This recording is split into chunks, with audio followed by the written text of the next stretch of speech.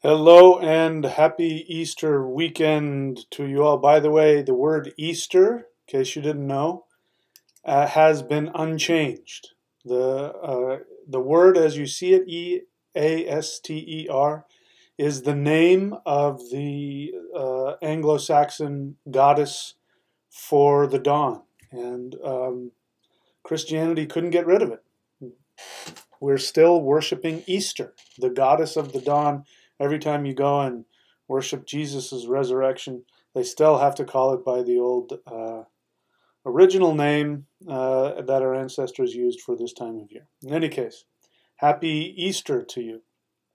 So, we are going to be talking about true power, how to find true spiritual power.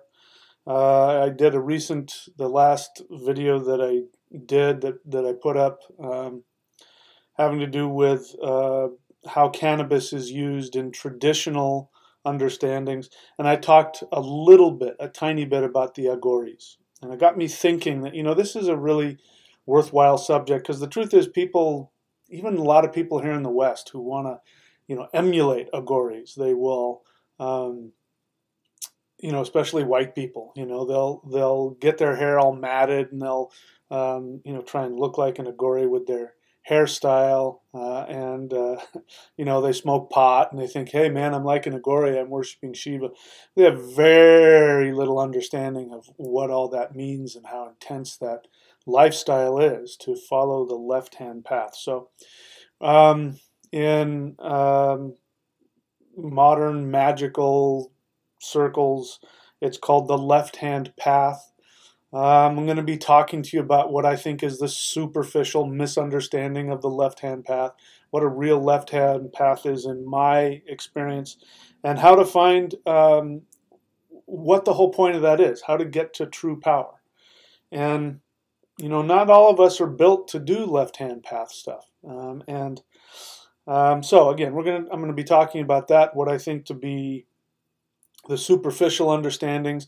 I'm probably going to piss a lot of you off because I'm probably going to point out some fallacies and some paths that consider themselves left-hand path, which I don't think they really are. I'm going to be sharing my experience in what was a left-hand path. I had no idea that I was following a left-hand path, but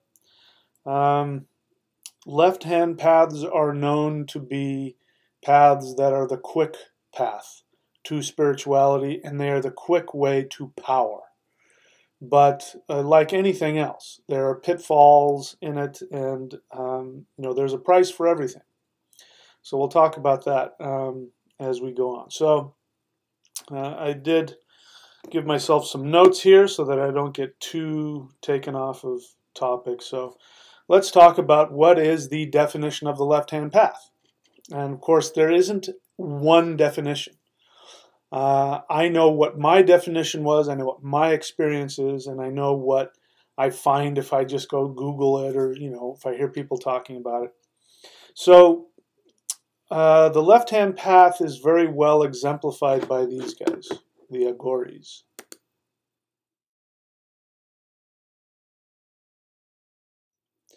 So if you look at that, you could get a superficial misunderstanding that he was a worshiper of death, which he is, but not in the way you might be thinking of it. You might be thinking, oh, he's sort of like the Hindu equivalent of a Satanist, and that's absolutely wrong. Satanists like to think they are left-hand path followers, and I'm here to say that I think that's inaccurate. I don't think they understand what the left-hand... In fact, to be a true follower of the left-hand path, you don't accept that there is such a thing as the devil or Satan. So let's get that out of our minds. So what is this guy doing? Let's just talk about what Aghoris are, because they will teach us both what left-hand path is, as well as what the superficial misunderstanding and what I believe the trappings of superficial left-hand path is. So if you see there, this guy, he's holding up a human skull.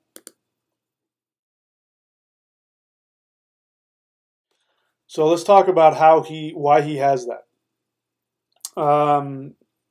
Aghoris are Hindu tantric yogis who are seeking to move beyond the physical as quickly as possible and get to the spiritual as quickly as possible. And so they use very powerful imagery. As you know, I teach that the unconscious mind is where we hold all of the power. And the unconscious mind does not respond to verbal commands. Not if the unconscious mind has something different in there.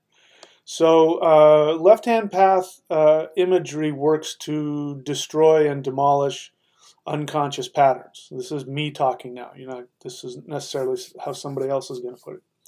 So why is he carrying around a skull? So let's talk about how they do that. So one of the first things that Aghoris must do after they've been initiated is they need to get their own skull cap that they need to take with them everywhere they go. And the ways that they do that is they go to the cremation ground. Now in India, most people are cremated, they're not buried. India is a completely different scenario here than in the West, especially in the US, where we bury most of the dead, and there's this whole scenario about, you know, we remove death altogether from our experience. You know, so by the time you go and see somebody buried, you know, it's been through the mortuary and it's been embalmed and it's in a even if there's an open casket, there's been, you know, all kinds of reconstructive surgery to make the body look better. And we don't want it coming back to life, so we embalm it with all kinds of chemicals in case the person is still alive. You know, by the way, that's what that was about. You know, in times past, you know, the stories about zombies and the stories about vampires is that sometimes people would die or have an appearance of death when in reality they weren't dead. And so people would scratch their way out. Or if, you know, you'd open up a coffin and you'd find that, you know, the body is there and the fingernails are gone and somebody woke up after being buried and trying to scratch their way out. So that was really frightening to people. So that's why we started embalming. There was probably some other health reasons for it, but that's definitely one of the reasons. So in India, that kind of stuff doesn't really happen, and people are put into cremation grounds. And if you've got really populated cities with a lot of people that, you know, don't have a whole heck of a lot of money, it's not the same as here. You've got body after body being thrown onto the funeral pyre, and it's not even completely burned before it's then thrown off and pushed into the river, where it's eaten by jackals and dogs and crocodiles, and it's just a crazy thing. So what the Aghoris do is they believe that by living in the cremation ground, that they have access to Shiva, who is the god of transformation. And so by seeing death, by watching the people go by and watching them mourn and watching all this, the interaction that they have with the dead body, they get to realize how pointless this all is. One of the things you have to do to be an Aghori is that you have to sever all ties with your family and friends. You can't have a family. You no longer identify with people. So it's a very difficult path. It's not just somebody who decides, hey, I'm going to be like a, you know, a Satan worshiper, or hey, man, I'm going to go against the deal and I'm going to use power plants to get close to nature and all that. It's not at all what's happening. It's a very difficult path. So they don't have any money, they don't have any clothes, they don't have any possessions. They will have a teacher who they have to take instruction from. They have to do everything the teacher says, and most of them will be forced to go and get a skull cap. So lots of times bodies will be burning on the funeral pyre, and what they wait for is they wait for a popping sound, which is the brain exploding inside of the skull. And if they're lucky that the skull, you know, breaks open, and then what they'll do is when they can, they'll go and grab that skull, you know. And I remember reading from one Aghori who said that you want to find one that still has bits and pieces of brain in it. And they do things like they eat human flesh. So he would eat that with, you know, he'd stir that up with whatever he found to eat. If he got some rice or soup or whatever, he would stir up the little pieces of human brain and he would eat that. And they don't do that because they're cannibals per se. They do that because they want to challenge all of their fears and all of their limitations. They want to go beyond all limitations, and so one of them is to go past the limitation of the human body. We're so afraid of human bodies. We're afraid of death. We look at a human and we think, these two eyes and the nose and the mouth makes somebody a human, and when it's not, it's their soul. So they will do all kinds of really other disgusting things, like drink their own urine. They will do animal sacrifices, and that's, for a Hindu, that is a big deal. Hindus don't do animal sacrifices, and they don't eat, a lot of times, they're vegetarian, they don't eat meat. So they'll do animal sacrifices, they'll eat animal meat, they will eat their own feces, this kind of stuff.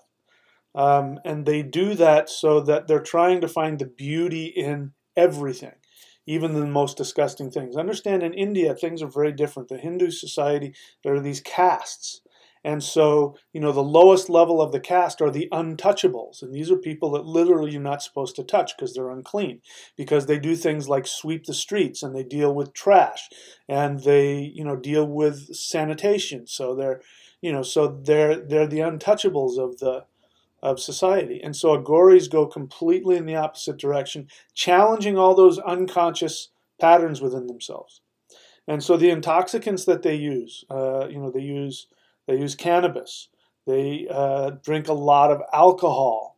They will take opioids. They'll smoke opium, and they'll do all that kind of stuff. And it's important to understand this because, again, Westerners, they want to pretend to be Aghoris, and they give themselves dreadlocks, and they smoke weed, and they go, yeah, man, I'm all into counterculture and whatever. They have no idea what they're talking about, because Westerners, when they do intoxicants, they're doing it for pleasure, they're doing it for entertainment, and they're doing it many times, you guys know my take on this, more often than not, they're doing it to avoid their own feelings.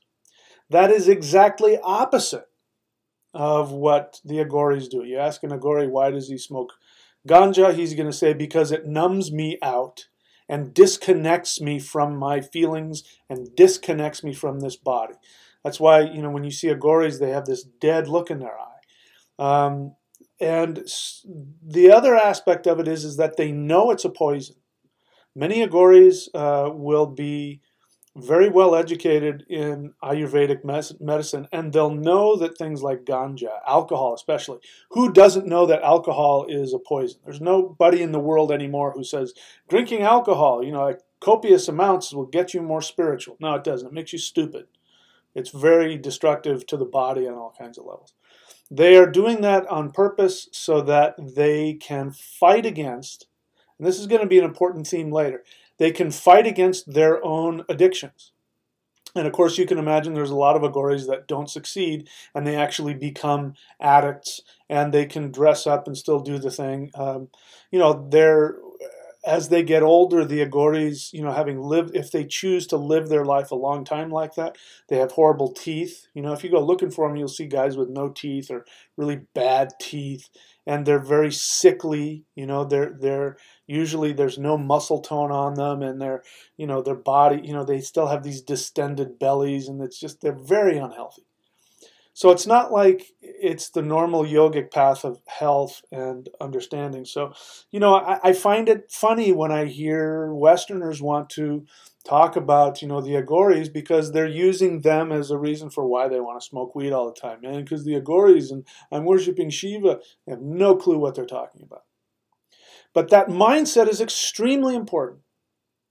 The mindset of being willing, because what these guys are doing is they are looking at and facing those things that will destroy you, that we believe will destroy us. So in that sense, they're worshiping death.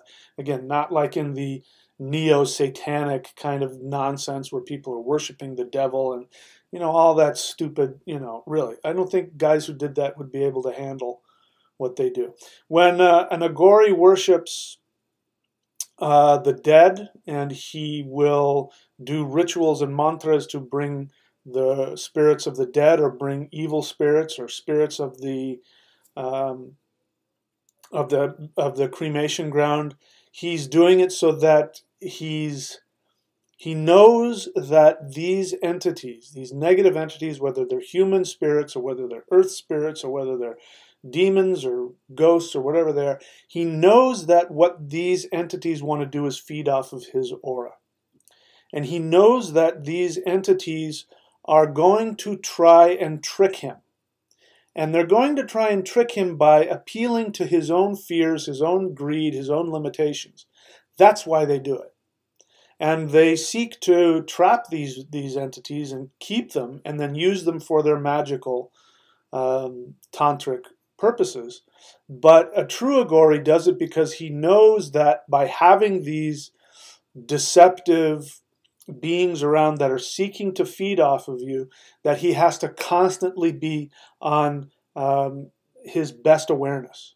And especially if he's taking intoxicants with these kinds of spirits floating around, if he's not careful, they're going to possess him, take him, suck the life out of him, and that's what will take most Aghoris down. And I would say, I don't know, but I would say there's probably quite a lot that don't pass that test and still walk around with their skull cap and do whatever, and they end up just being, addicted people. So that's the reason I'm sharing with you this is because that mindset is very important. I am of the opinion that I don't think that path that I've just laid out for you, again, with my limited understanding of that, I don't think that is the most effective route. It's not good or bad. I don't think it's the most effective. By the way, if anybody's interested in this, there is a trilogy of books out there called Aghora. Aghora is spelled A-G-H-O-R-I. Aghori. Aghora. A-G-H-O-R-A. Aghora. There's 3 books, and it's like Castaneda's books. I'm not saying that you need to do what's in those books, but it will give you the warrior mentality that is necessary, I think, to be successful in the path for power. So there's a lot of things that I teach that will give a lot of these same effects. Now, I don't teach all this stuff. Obviously, I don't do intoxicants. I don't recommend people do intoxicants or power plants of any kind. It's extremely harmful to the energy body and to the organs of the body. I don't recommend, living an extreme like that. I believe in balance, and I believe in being healthy. As you can see, I work really hard to stay healthy. But I do absolutely respect and appreciate the mindset that is behind at least the left-hand path that I just shared with you. So as time goes on, I'm going to be sharing with you my experience, and if you're following me, whether you realize it or not, you are following a left-hand path. Even though I'm telling you, don't do intoxicants, eat well, and all that kind of stuff. And I'm going to explain to you what a true left-hand path is. The path of the feminine and the true path of power. And before I take some time, I'm going to take some time off and come back and see if there's any questions. Those of you who have been practicing what I've been teaching, especially if you've been doing the Celestial Qigong, if you're working with me, there's probably more than a few of my apprentices who know what I'm talking about. That there comes this point where you have to face your limitations and you have to be willing to die to them, and that can be a very challenging experience. But you also know that it's been the direct result of after having experienced a lot of power through a lot of the things that I teach. So I'm going to get into that, and again I'm going to talk about my experience, and we'll see how this goes. I'm looking forward to an interesting discussion here. So let me take another break here, or first break, and then we'll see who's online and all that kind of stuff. So hang on for just a couple minutes.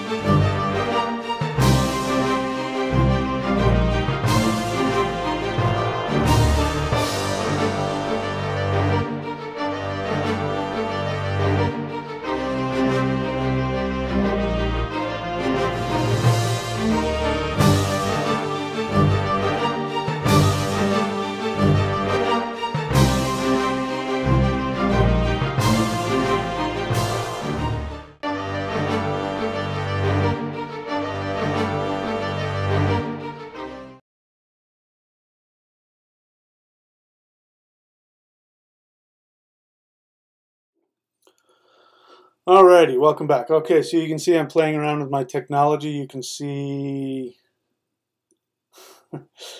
right up here, these are some links to some things that will be helpful for you. The qigong.thunderwizard.com is important because we're going to be talking about catalysts for giving you that power.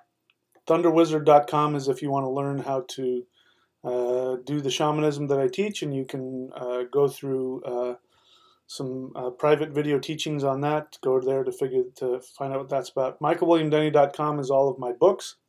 You can also find my videos I think it's videos.thunderwizard.com. Is that right? I should know. It's my thing. I should know. And then astrology.thunderwizard.com. So these are there for you, so that I don't have to talk about them all the time. Okay, so let's see. There are a couple of questions here. First off, the best way to interact with me is to leave a question. I know that you have very important opinions that you need to put onto the discussion. I'm going to bypass all of your opinions and all of the talking back and forth. I'm only interested in your questions. You will save me and everybody a lot of time if you just write question and put your question in. Having said that, I can't stop you from writing whatever you want. I will block people if they're disruptive. But all right, let's take a look and see if there are any questions here. So let me see. All right, so Natalia Lokia. Hello, Natalia. She says, question. Through the left-hand path is the goal to conquer desire and limitation, like Freyr fighting Surt at Ragnarok. What does this represent? Well, we're talking about some pretty deep mythology there. I got to be honest, I don't know that I've really thought a lot about Freyr fighting Surt. So, it kind of sounds like you have an idea of that, and I would be interested in hearing your take on it. I haven't thought a lot about Frey and Surt at Ragnarok, so I don't like to talk about things I'm really, I don't have any knowledge of or haven't thought through. So, although I appreciate the question, I'm going to humbly decline to answer because I don't know that I have the answer for that. Or I don't know that I have an opinion, not that I have any answers for anything. Lisa Thomas, question. You somehow have a knack for voicing what I think. Have you had many people tell you this? I arrived at many of the same ideas on a totally different path. Yes, I have been told this before. In fact, when I used to teach spirit fighting classes, one of the things that we would do is after we would do the forms and then we'd do the practical applications, then we would do some teaching where we would sit around and talk about the understanding, the philosophy behind it, and I would be talking about whatever it was I thought was important or something I wanted to teach. I remember one time these two people started looking at each other and looking at me and saying, "Are you talking to us?" Because I used an example. I said, for example, let's say somebody does, and they go, "How did you know that that happened to us?" I'm like, "I didn't. I was just using an example." So all that tells me is that if you're right about that, and a few other people have said that, it just means that you are actually influencing me. This happens a lot. If I'm doing my job as a teacher, then on the subtle plane, the spiritual plane, whatever you want to, however you want to look at it, then there's a dialogue between my lower self and your lower self, and or my guides and your guides. And so if I truly am doing my job as a shamanic teacher, then I am going to be motivated to talk about things and not have any idea that what I'm doing is answering your questions. So this is the kind of the subtle relationship that goes on between teacher and student. So no, you're not the first person to say that, but that's probably what I think is going on. On a conscious level, I have no idea. I don't even know if I know who you are. I think you're new to my channel. So the human me has no idea that I'm doing that. So I must be doing something right. Okay, so let's see if there are any other questions here. Again, you're going to get my attention if you put question. Otherwise, I'm probably going to go past whatever I see here. All right, so that's it for the questions. So let's continue with the lecture, so to speak. So let me look at my notes. What did I want to say next? So I wanted to give you an idea of what the left-hand path is, or one idea of the left-hand path. Again, there's so many opinions about all this stuff. So let me share with you my experience. I had no idea what a left-hand path was. I had no experience in any kind of either like Hindu left-hand path or modern Western or neo-satanic. I had no experience in any of that, and I still don't have any experience in a lot of that stuff. So when people use the term left-hand path, I think they see some different symbolism. But I had a really visceral understanding of that as it was taught to me. So what happened is that I began training in a very secret sect of Taoist mysticism and internal martial arts. And, I knew that it was, what we would call a powerful path. I knew that the path itself, the sect I was in, was looked upon by other Taoist sects as being black magic and all that kind of stuff. And I knew that it was propaganda mixed with misunderstanding and all that kind of other things. So, in fact, I'm feeling a little motivated to share a story with you. So I'm just going to go ahead and give the name of it now. Having said that, understand, I'm going to throw out the name of the sect. Understand that there, again, are so many different understandings. I don't know that this is, well, no, I'm getting a different take on it. The name for the path, I'll just come out and say it. The name for the path that I practiced was called Mao Shan. Now, I was told never to give that name out. This was, 25 years ago, something like that, 30 years ago almost. And so I think things have changed a little bit. And anyway, I was told never to use that name. And I was told that that other Taoist sects saw it as black magic and were afraid of it. And so I went to the Taoist Institute of North Hollywood. I was driving past it one day, and I saw this Taoist Institute of North Hollywood. I didn't know. I was told I was practicing Tao. That's what they call it. They didn't call it anything else. They said they just called it the Tao, and that's all I knew. So I thought, it's everywhere. I thought, everybody's going to be teaching these same forms and all that. Oh, Tao, everybody's going to do that. So I go to this place, the Taoist Institute of North Hollywood, and there's this abbot there. I don't know if the place is even there. It's in San Fernando Valley somewhere. North Hollywood, sorry. And so I go and I meet the guy. He's a tall African-American guy, and he's really happy to see me. And I'm asking him all these questions. And I said, I just started learning Tao, and blah, blah, blah. And he says, what kind? And I said, Mao Shan. And his face went, and he said, that stuff is dangerous. And then he says, demons jump inside your body, and it'll end up killing you. You get all this power, but the demons will suck the life out of you and kill you. And I'm like, nothing like that even was anywhere near what I was doing. I was just doing these qigong forms, and I was doing this energy work, and I was doing these mudras and all this kind of stuff, and I was getting all kinds of power in me. And yeah, I heard some really crazy stories, and I was feeling all this crazy energy, but there was no demon worship. And he wanted to know, do you do sacrifices to spirits? And basically wanted to know if I was doing some kind of devil worship or something. And I said no.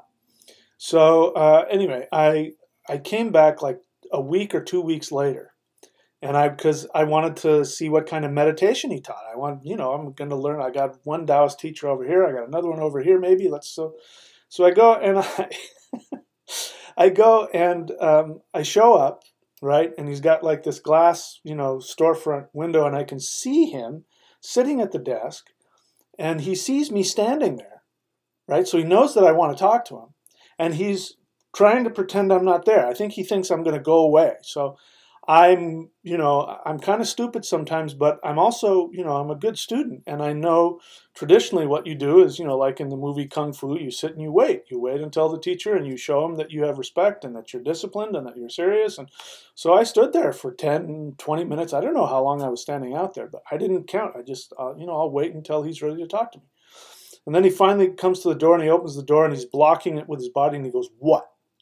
Like that. And he was, just wanted to find out if you know, what kind of meditation you taught, and are those the classes? He's like, yep. And so I said, well, I guess that's all I wanted. And then he slammed the door in my face.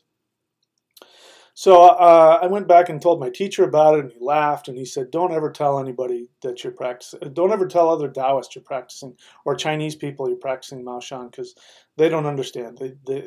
You'll scare them to death. And I'm pretty sure that what happened is that he had called his master. And he once said to me, you know, the first time I met the Taoist Institute of North Hollywood guy, he said that his teacher in China once saw a Mao Shan guy come out of the mountains, and he did things that scared the crap out of him. Now, his teacher was a Taoist master. So whatever he saw this guy do scared him so much that, you know, so they have this fear of it.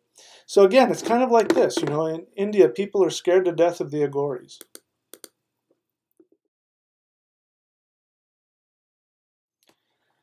And the same kind of scenario, although the Taoist Mao Shan very, very different. Actually, Mao Shan was the mountain. Mountain is Mao Mountain. And it was the mountain of the sect that was called Shangqing, which means the highest purity. So they really weren't into any of this kind of stuff. They didn't do any of this kind of black magic stuff at all. They were into very high level, you know, they were like the... In fact, Taoism, all of the 5 Taoist mountains, all of them came from Mao Shan. And what would happen is they would go to Mao Shan to learn stuff, but the guys on Mao Shan would keep the stuff secret. So let's talk about left hand versus right hand path. So this is my background. You understand where I was coming from. I was in my 20s at the time. And I was reading a book. I can't remember the name of it, but it was a book about Mao Shan. Excuse me, sorry. Take that back. It was a book about a Taoist master, and I forget what mountain he was on. One of the famous, there are 5 Taoist mountains, one of the famous mountains. And very well respected Taoist path, and very well respected Taoist temple there on that mountain.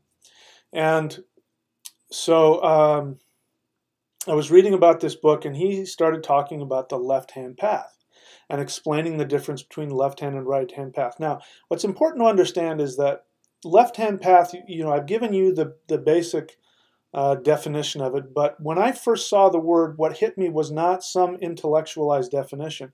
I had a visceral understanding, because according to what I was taught, that there's the right hand and the left hand. And the right hand is the male and the left hand is the female. And we would do all kinds of things with the, you know, playing around with the male and the female energies in the body. And the right hand is male. It's very straightforward. It shows you exactly what it is. And the left hand is not. And he would say, this left hand is very devious. Look at the fingers on this left hand. Why, look at that. It's like an old lady. It's very devious. And he would say, you know, this left hand is where all the power comes from. Now, the right hand, everything else in this world is right-handed. You know, we've got, you know, if you go and watch boxers or martial artists, they're throwing, you know, it's all basically right hand. It's all force. It's all muscle. And this hand does something totally different. And in the strikes, which I won't get into, but unless you're there to experience it, you won't really know what I'm talking about. But you're always getting hit with this female hand, and you can never see it coming. And it's always coming from behind. It's coming from these really weird angles. And it will come before the right hand comes in. So, meaning the male hand. It could be either left or right, could be the male. But the male hand will come in only after the female hand has come in, where you can't see it. And it will hit you in such a way as to knock you off balance or drain your energy. And then the right hand will come in and do the devastation. So the male gets all of the credit, but it's the female that's doing all the work. And if you get hit with pure female energy, it's horrible. It's the most horrible feeling. Ugh, it's awful. And this is like in our, you know, I don't know if it was Shakespeare or whomever, it said, you know, that hell hath no fury like a woman scorned. And that's because true power comes from the feminine. And if you have ever watched Chinese movies, even one of the most recent ones, the Crouching Tiger, Hidden Dragon, the villain in that is not a man, it's a woman. and it's a woman, and if you watch the movie, it's a woman who was betrayed in her mind by male teachers. And this is a metaphor for when you don't have the balance between the male and the female. If the male does not do its job, and then the female will get very upset, and the female then does all the damage. So we also see that in European fairy tales. It's the wicked witch that you have to look out for. So what is this? This is not misogyny. This is not saying that women are evil or anything like that. It's saying that in the power, in terms of the universe, in terms of life force energy, the real power comes from the feminine. And when the male and the female get unbalanced, the feminine is the one that is going to be most frightening. That's why it was the witches that were, you had to watch out for the wicked witch. But what we've done over the past 2,000 years in our imperial patriarchal society is that we have sought to suppress the feminine. And so that's why now there is still misogyny. And the misogyny comes from this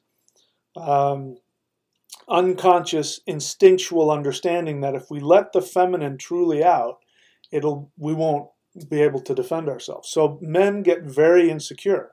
That's why they tell them, you stay in the kitchen. That's why we objectify them sexually. That's all of it comes from a deep instinctual understanding that all the power is in the feminine. So the left-hand path says that's what we go after. We go after all of that.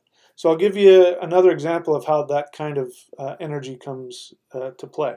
So you see me here. I'm 200 pounds. I do a lot of weightlifting. I could probably stand to lose 15 pounds here. If I wanted to be, super svelte, I might be 180, 185 or something like that. But it gives you an idea. This is my natural body type. This is my genetics. I do work out a tiny bit. I don't work out a lot, to be honest with you.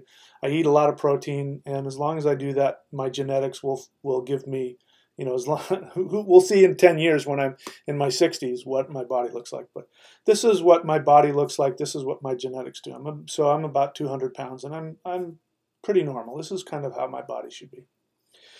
So when I was deep into the spirit fighting, when I was going after this yin power, this feminine power, doing all of the meditations and the practices that I was doing, I was 145 pounds. So you can imagine how skinny I was. I didn't look unhealthy, but I was very svelte. That is from going deep into the feminine. And the yin also represents the internal, it represents the ethereal, it represents the spiritual, which is why these Aghoris, when you see them out there, most of them are incredibly skinny. Because they're doing things that are trying to disconnect them from the body. In fact, a lot of the intoxicants and all that, they understand that those things are poisons. So they're consciously trying to take away the power of their body, and the theory is then they'll get more connected to the spiritual. I think that's an inferior way to do it, but it would work. The path I was doing was very different, but it had a very similar effect.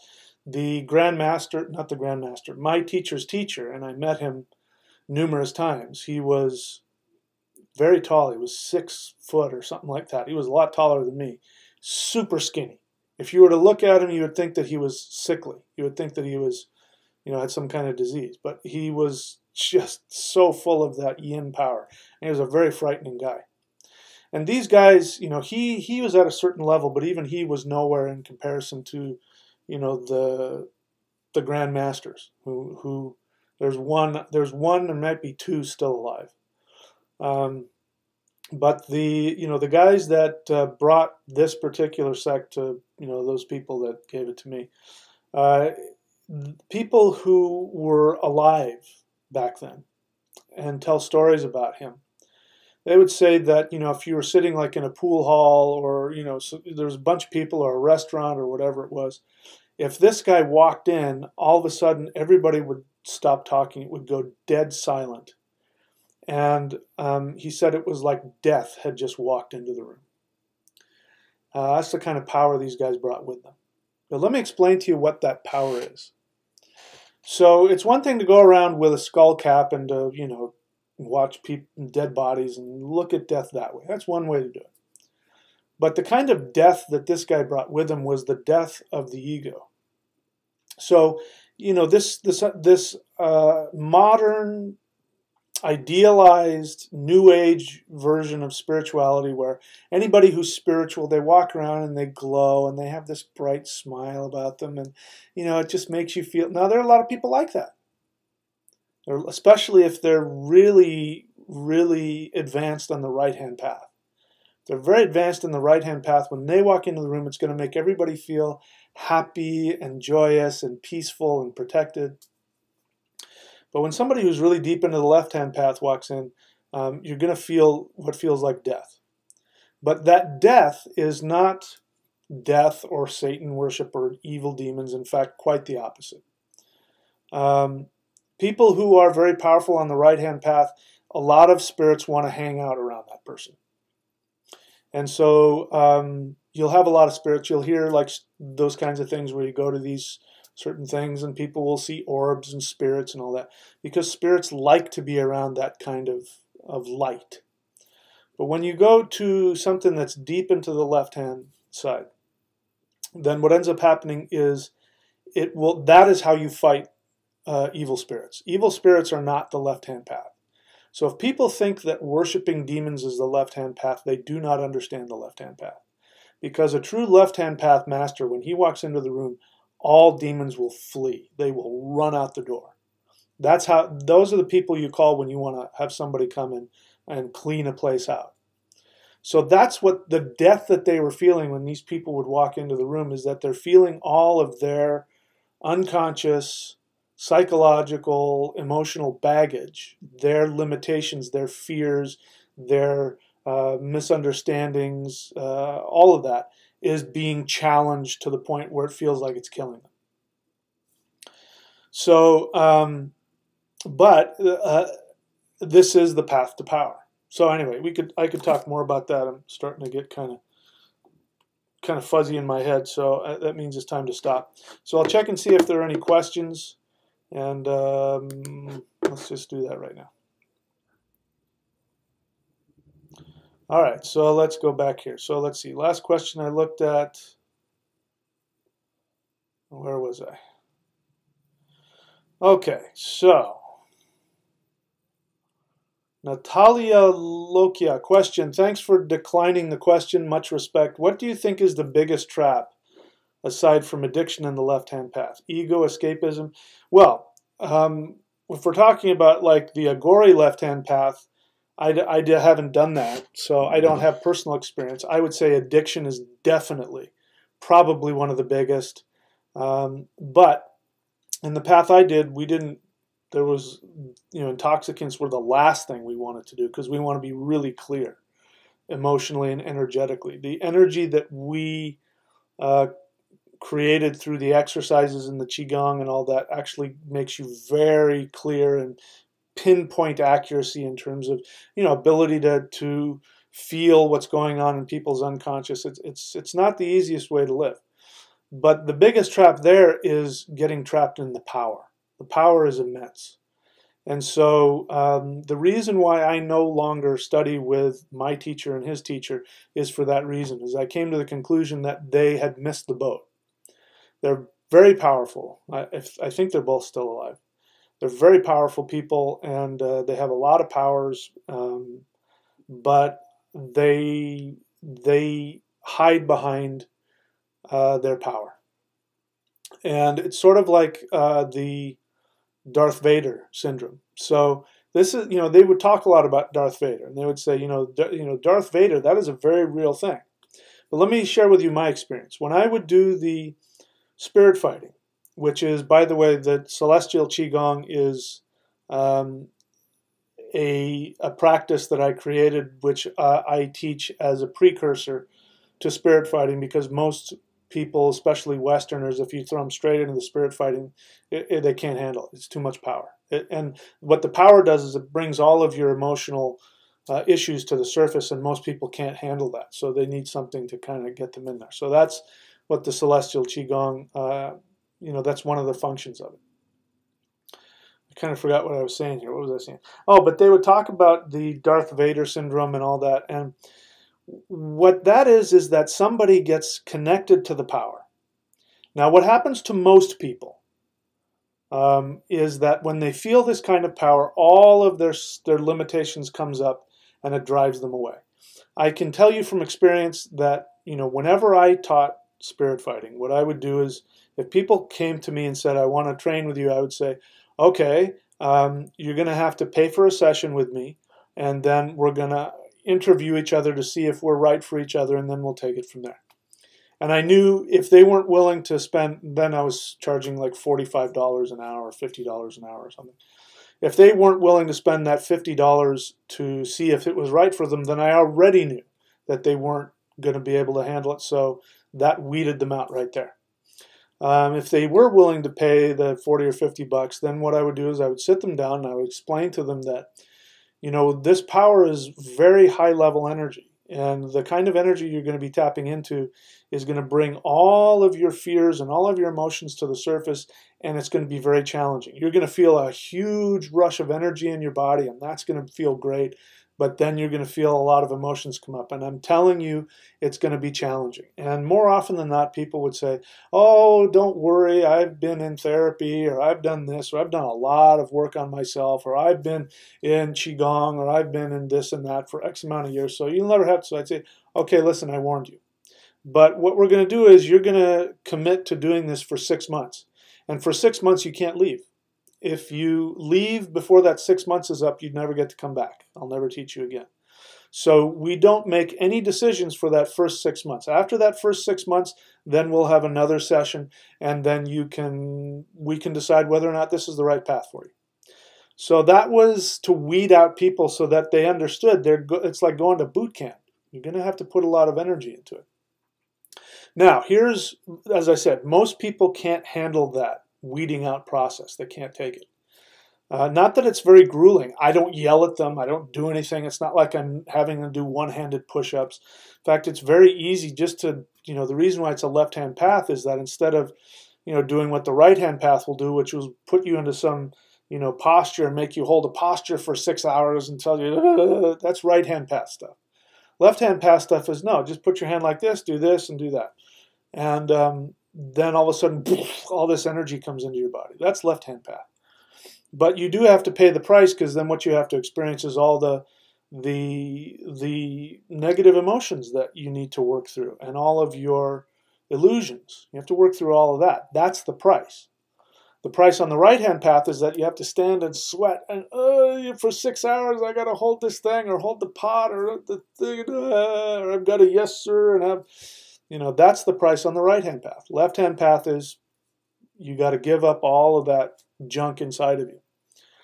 Now, a Darth Vader is somebody who can do that, who has the discipline to handle all of the negative feelings that come up, but they don't go all the way into releasing them. So it's just like Star Wars. It's exactly like that. My teachers used to talk about Star Wars all the time, and Luke Skywalker and Darth Vader, and it sounded really silly until I started experiencing it and I realized, yep, that Darth Vader thing is real. Of course, it's kind of silly. The movie makes it kind of silly, but the understanding is still there. So this is why in fairy tales you don't have somebody who is, just because he's a wizard, he's automatically seen as this spiritual thing. You have good wizards and bad wizards. You just know, and then there are all kinds of wizards in between. And when you go to see a wizard, you don't know what you're going to get. And you go with the understanding that you have a lot of respect, and you just don't piss them off because you don't know what side they're on, or, they don't think like we do. And this was true in terms of the martial art that was done. For instance, there were things that look really weird. There's these weird little things like this when we're doing this. And you find out that there are ways of plucking somebody's eyes out of their head. And not just with the physical thing, but using all kinds of weird energy too. And the idea was that what the spirit fighters will do is they're very deceptive, and you get surrounded, by 20 people. Then what they'll do is, it's sort of like prison. They'll find the leader of them, and they'll pluck his eyeball out, and then show everybody the eyeball. And there's the eyeball and the stuff hanging down, the guy on the ground. They do that kind of stuff to scare the hell out of people, so that you don't have to fight 200 people. And they probably could. The truth is that they probably could. And I know it sounds unbelievable, but I can tell you from experience, these guys, and then when I was at the height of my game, I never did, but I had no fear. If 4 or 5 guys were going to try and pick a fight with me, I would have had no fear about that. And anyway, I don't need to get into that. That's a whole other question. So to answer your path, that's the biggest danger. The biggest danger in the left-hand path that I think is a higher level left-hand path is getting trapped in the power. That's the biggest one. So, there's always a trap somewhere. We can't escape it. There is no easy way out. There is no magical path. The right-hand path is probably the safest for everybody because it gives you discipline to get anywhere in the right-hand path, which is like Shaolin or most of the other stuff where you spend years and years and years doing all kinds of meditations and mantras and mudras and all that kind of stuff. It gives you discipline, and it gives you emotional maturity. But the drawback is then you get sucked into being superior and being righteous and better than, and then you end up with people who are religious and they throw their religion around. That's the right-hand path. Left-hand path is power. The right-hand path is religion and that kind of thing. So I don't know if I answered your question or not. I'm probably saying far too much than I'm supposed to, but there you go. Anyway. Lisa Thomas question, do you make casual friends anymore? Because I don't want to pay you to be my friend. Ha ha. If interested, you can contact me. I already do what you do. I don't know what you're asking me, Lisa. You want to be my friend? I have friends. You want to be my student? That's a whole other thing. But some people want to do the middle ground, where they want to be my student and they want to be my friend, and it never really works. It just doesn't. Anyway, I don't know you, Lisa, so I have no idea, but I don't know. We'll see what happens. All right, I appreciate the invitation to contact you, and we'll see what happens. Okay, I don't know what this is. HY9NOS. High-9-nos. I don't know what that is. Question. Do you think that the helm of awe symbol you have around your neck that the Vikings used to paint or tattoo in their forehead is the same as the third eye in Vedic tradition? I don't know. This is also a Vedic yantra. It's the exact same yantra. It's called an Ashtanga yantra. If you want to learn about that, go to my video on my channel that's called Ancient Connections, and I talk about this. And I wish I had it. Sometimes I find this stuff and then I don't get copies of them. But there was a book that I found that was a book of sigil magic, of Vedic sigil magic. And what blew me away is that it's runes. They don't know that, but they're doing the same kind of stuff that you see in the what is that book called? It's floating around. If you find it, it's an Icelandic book of magic, the Galdisbrok or something like that. And they have those same sigils. They were the exact same sigils. Vedic sigil magic and Norse sigil magic comes from the same Indo-European tradition. I'm telling you, they're the same thing. Same with this symbol. They call it the helm of awe. The Vedics call it the Ashtanga yantra. But it has the same meaning. It does the same thing. So anyway, I don't know if I answered your question or not. So I don't know about the third eye. They don't need to. It doesn't have to be that because they already have it. It's called an Ashtanga yantra. All right, Natalia Lokia question. As a vulva, we follow the left-hand path, which is the channeling of the dis or the divine feminine spirit. Can you please elaborate on the power of Hoggle in terms of use for pathwork, right or left? Hoggle I don't think of Hagalaj as being right or left. If I was forced to, I would say it was left because it's ice, right? And so that's connecting it to water, and so that would make it, it's not fire, it's ice, so that would make it more left-hand path. But for me, again, I don't know if I'm going to answer your question or not. I'm just going to talk out loud about my thoughts about it. As I teach that the Hagalaj rune is voluntary cleansing, whereas the Yuhuaj rune, which is that funny-looking, rune, I call it the Yuhuaj rune. It looks like Ehwaj, but I think it was originally pronounced Yuhuaj because it's the yew tree. The tree of transformation, the tree of transformation of life and death, the rune of transformation, life and death. And the Yuhuaj rune is involuntary transformation, where the universe has said, okay, it's time to transform, you have no choice in the matter, and here it comes. Boom. It's always very challenging. Hagalaj is that you're seeking to transform, but you are choosing to do it. So it's still cleansing, but it's not as intense because you're the one that's kind of in control of that cleansing. What does that have to do with the left-hand path is what you're asking. That's a good question. I mean, this is just going to be superficial connections, but whenever you're going internal, you're going left-hand path. Left-hand path is always internal. So when you go on internal, it's technically left-hand path, the yin, the feminine. And so you have to go inside to cleanse. So again, I don't know. You may have a different experience of how to use it. I only have my way of using it and my way of teaching it, and the runes are infinite. So I know there's far more ways than the way I teach it. So I don't know if I answered your question or not, but thank you for asking. All right, let's see if I can find any more questions here. Well, I'm happy to know that Jesus loves all. Somebody decided to tell us that Jesus loves all. That's I feel such a and to turn to Christ, and I can't tell you what a warm feeling that brings inside of me. Thank you so much. Now let's all just shut this down and go to church. And why are we talking about all this? Let's just all convert to Christianity. All right, so let's see. Yeah, so Holy Fire Squirrel Smith, you're about 2 seconds away from getting banned. You're welcome to listen. I seriously doubt anybody's going to follow your suggestions. And by the way, if you'd really like to know, since you're proselytizing, I'll do a little proselytizing myself. Go on to my channel and watch the videos called about Jesus. You can go onto my channel and just type in Jesus and just watch all those videos.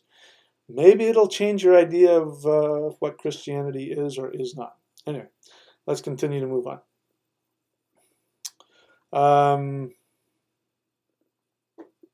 All right, my name, Q. So I think Q means question. If you write out question, it'll get my attention better.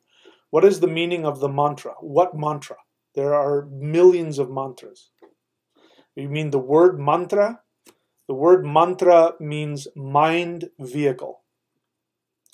You chant a mantra which has specific power syllables in it, and those power syllables will vibrate on a level which will go into your unconscious mind and start to take away and defrag all of your unconscious illusions.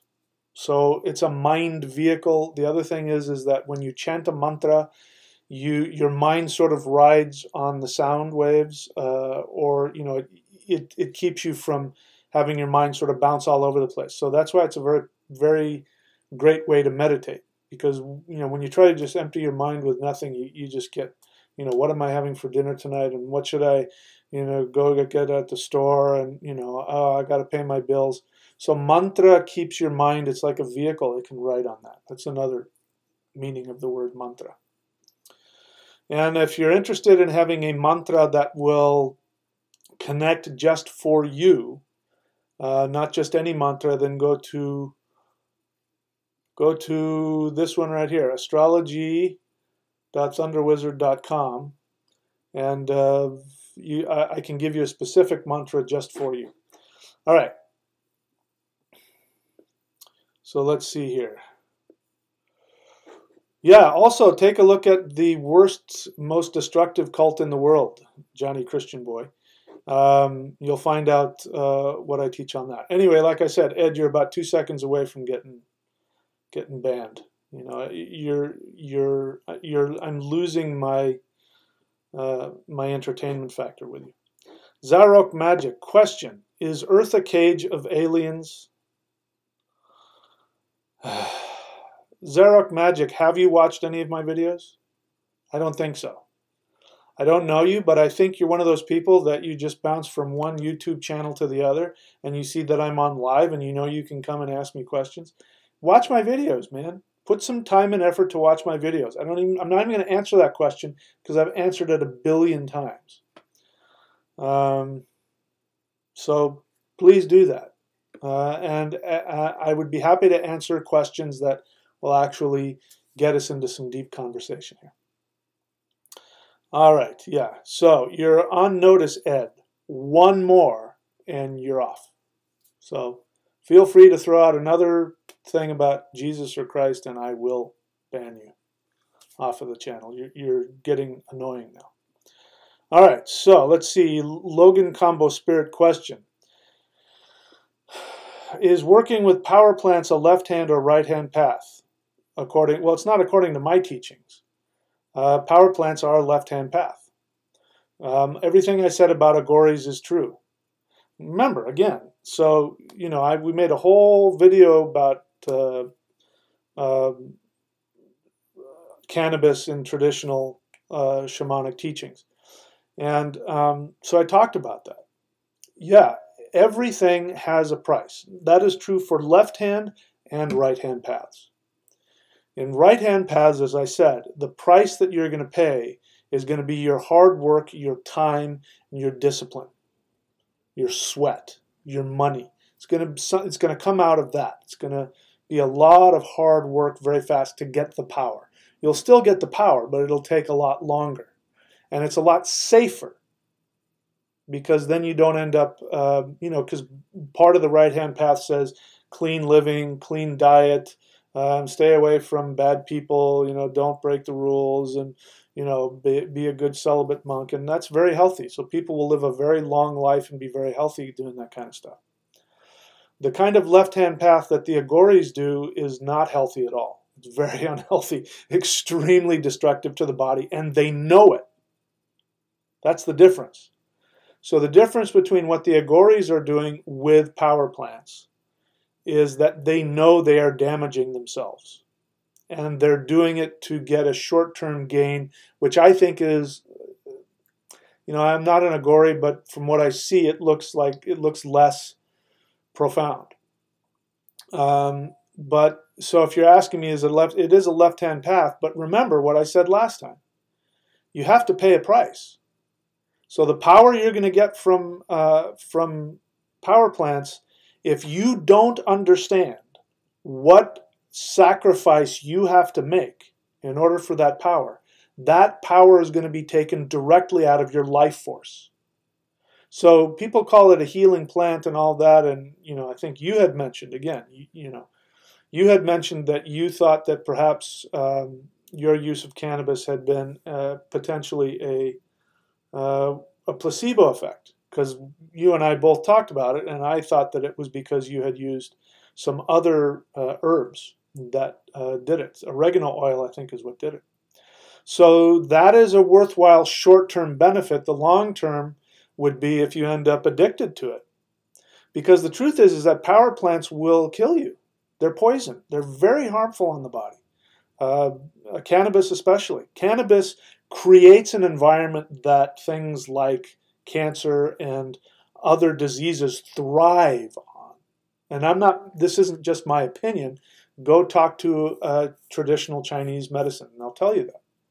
So that's the payoff. In the beginning, if you have a placebo effect, then yeah, you can have some kind of a positive effect. But the left-hand path, with that kind of stuff, the price is going to literally come out of your physical hide. It's going to come out. or it'll come out in terms of being addicted, and then you'll end up worse off than you were before. So that's the price of the left-hand path, the lower superficial left-hand path, if you don't know what you're doing. And most people here in the United States, they play around with this stuff. They have no idea what they're playing with, and it can end up killing them in the long run. So you asked, so I'm telling you. All right, so let's continue to move on here. Alex Thorpe, question: is the middle way of the Buddha a mix of both left and right-hand paths? I don't think so. I would say that the middle way of the Buddha is more of a right-hand path, because what does the Buddha say? Actually, I wouldn't even put it in either one, because there's the core of Buddha's teaching I really love, which is that attachment brings pain, which is exactly what I was talking about. I mean, going after power for power's sake is attachment. And so if you're not willing to pay the price or understand when to stop borrowing, because the left-hand path is like borrowing, especially the lower. When you're using things like black magic and hallucinogens, that's a much lower version of the left-hand path. And it's like borrowing money from a mafioso. You're going to pay a lot for whatever it is that you get from it. So the middle path is kind of the smart understanding. But I'm somebody that needed power, and so I'm really happy I found the path that I did. It's how much? Almost is it almost 30? Coming up on 30 years later, 25 years plus later, and I appreciate everything that I gained from all that, and I would do it again. I have nothing against it, but I've come to realize that it doesn't mean anything. The power that I achieved and the things that I was able to do, and all the, able to leave my body at will, and all the kind of stuff I was able to do and experience, and all the energy I had in my hands, as wonderful as all that was, it's still just as meaningless as everything else. So, I don't seek after it as hard as I did. And that's kind of what Buddha was teaching, is that attachment is going to bring you pain. So, Buddhism is more of a philosophy. Unless we're talking about tantric Tibetan Buddhism, which is really tantric Hindu stuff with a bunch of Buddhas pasted on top of it. So anyway, I'm getting kind of lost here. So I don't know if I answered your question or not. Hamish Bartholomeus, question: why do so few teach that the true power is in the neutral central path? Why do so few teach that? I don't know that so few teach that. I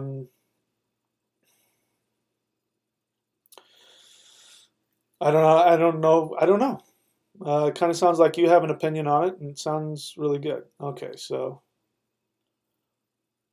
yeah, all right. So let's see. I am going to do some surgery here because Ed is not listening to me.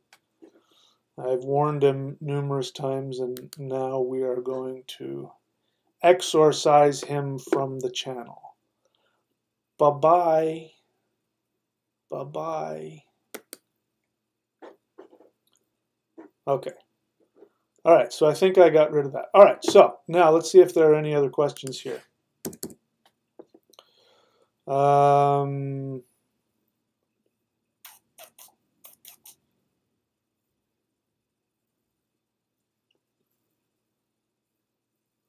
Cameron Mack, question: I know you've mentioned spirit fighting before, but I've only heard quick snippets. That's right.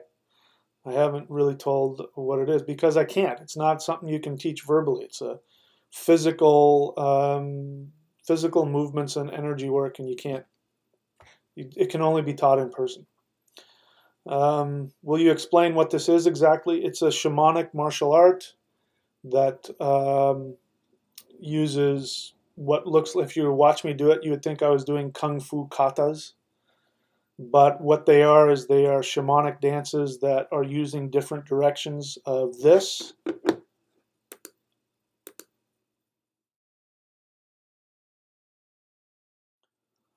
Which is the 8 directions, or what the Chinese would call the bagua. And in each one of those directions are different kinds of powers, and you are pulling different powers from one into another, and you're bringing them into your body, and you're doing all kinds of things. And at the same time, as weird and as beautiful and as wonderfully poetic as all this stuff is, because of how fast it really is and the energy. If you get somebody in there, even if you're doing something very little like this, that's like breaking their neck and snapping their jaw off. It's really horrifically.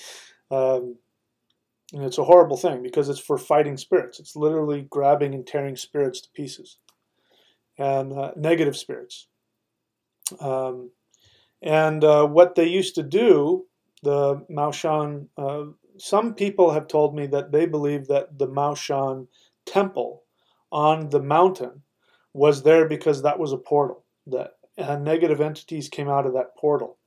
And so similar to what the Aghoris, my limited understanding of the Aghoris, understand I'm not an Aghori, I only know what I've read, so I could be totally off. But the principle is still the same. When they do their magic to call up entities or demons or ghosts or whatever, and they trap them, they do that to protect people. But they also do it because they know that they have to have enough power to trap them, and that those spirits are going to try and attack them by pressing onto their own personal issues, their attachments. And so they have to be really clean and clear and unattached in order to have that power. Same thing true with the spirit fighters, is that as evil entities are coming through this portal, they're fighting them physically with energy, but they also know that those entities are going to try and do the same thing. My experience was that if I was doing my sets, because I didn't go out looking for anything, I never went to graveyards. As it turned out, I lived near some ancient Native American graveyards. I didn't know about it at the time, but I actually had found about it earlier. But anyways, there would be times when I'd be practicing, and all of a sudden this feeling of lethargy would just come over me, and I'd feel sad or depressed for no reason. And I was taught that's when you really let it fly. So then you really let go, and you really relax your body, and then you let the energy fly. And then that's how you fight. When that's happening is because when you do that, all of a sudden you'll feel this surge of energy come through you, and you won't know why, but like you go into a shamanic trance, and you start going really fast, and your hands move really fast, and tons of energy, and then all of a sudden, it just all sort of ends, and you feel this, and it's done. So whatever work you did, it's done. That's, I don't know how I got into that. I was answering somebody's question about spirit fighting. Anyway, I'm technically not supposed to be talking about it at all, but would I consider teaching this if it's in person? Yeah, but it would have to be in person, and somebody would have to live out here and be willing to, I'd probably put them through a lot. Because it's not for the average person, and it's got to be something. Here, I'll say this about it: it's got to be something that you've been destined to learn. If you're destined to learn it, you'll learn it, and if you haven't, you won't. And there's nothing I or anybody else can do to change that. All right, so let's see here. So I don't know if Ed is still watching, but Ed, your messages are all deleted. Whatever you're typing and putting on, nobody's seeing them anymore, because you're annoying now. And I don't know that, assuming Jesus existed, I don't know that one of the commandments was, "Go out ye therefore and be annoying." I don't think that was one of his commandments. You're being annoying. Nobody wants to listen to you anymore. So go where you're wanted. All right, HY9 nos, looks like hypnos, I guess. Question: how would healing work using left-hand energy? I'm not a hands-on healer like that, so I don't know. I'll tell you what I do for healing.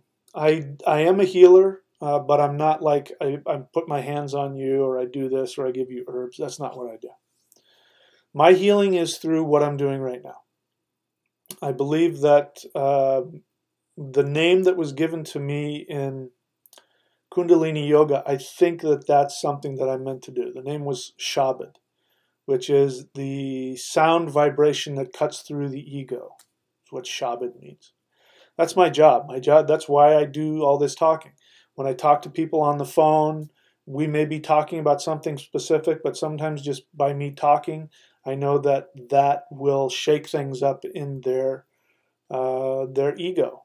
My understanding of disease, there are all kinds of ways that disease comes into the body, but it is my belief that disease starts with an imbalance of the individual in conflict with their soul desire, with their true path, and that conflict with their true path is what creates the imbalance, the initial imbalance, which will then turn into a disease. If that imbalance means they start smoking cigarettes, then they could die from lung cancer, which means they're trying to suppress sadness. If they end up, let's say, with some other kind of disease, then that will tell me what the conflict is that started them doing maybe a habit, maybe an eating habit, maybe a lifestyle habit. But my job for healing is that. So I don't know that there's a left hand, left hand healers, a lot of them do the same kind of things that right hand healers. They become, they become herbalists and they become healers in all kinds of different ways. So I wouldn't put healing, asking me that, I don't know why you're asking me that. If you have a healing gift, it's going to come through to you no matter where you go, as long as you're following a spiritual path which connects you to yourself. That gift will manifest itself at some point. There's a reason why I found, or spirit fighting found me. There's a whole weird story about how that happened. I didn't go looking for it. But I used to do exorcisms when I was like Ed here, and I was a born-again Christian. I didn't look for that either. That's my nature. My nature I now acknowledge it. I'm a thunder shaman. I use the power of thunder and lightning, both literally and figuratively, to get people to clean out the negativity, which is looking at yourself. Because negative entities, demons, ghosts, whatever, they are simply beings and or projections that represent our conflict with our own true soul. So my job is to go clear that out. And when I was practicing spirit fighting really hard, and I don't know if it happens now or not, because I'm not currently practicing, but I would walk into places, and I remember one specific time there was a woman who was, communicating with a ghost, and she just got up like a marionette and just out the door. She said something, picked her up and took her out the door because I walked in. That's my nature. That's how I heal. And I don't think that's a right or a left-hand path. Everybody has their own way of healing. So yours, if you're asking because you're wanting to know about that, then that will be yours. You say, also, do you think psychopaths are deep in yin power and knowing not how to escape it? No. Psychopaths are just psychopaths. That doesn't make them left or right. We could talk about yin and yang in terms of that, but that's just an imbalanced person on some level. So I wouldn't call that a left-hand path thing. So you can have plenty of psychopaths in the right-hand path. All we have to do is go to your neighbor. You just follow Ed to his church. You'll find plenty of right-hand psychopaths there because he's technically following a right-hand path. Let's see here. I think somebody says I'm fat. This is how I'm sitting, just to let you know. So if I'm sitting up like this, if I'm sitting like this, yeah, you're going to see that sit up. But I'm not fat. Sorry, guys. I could lose about 15 pounds, but that's just because I'm sitting back in my chair. So I know some people want to say that, but yeah, I could stand to lose 10 pounds if I wanted to be like a weightlifter or something. That's true. Swift Data. I don't know if you skipped my question, but why do scandals dealing with guru or celebrities have something to do with sex or women? Because people in power, like to show dominance, and sex is one way that they do that.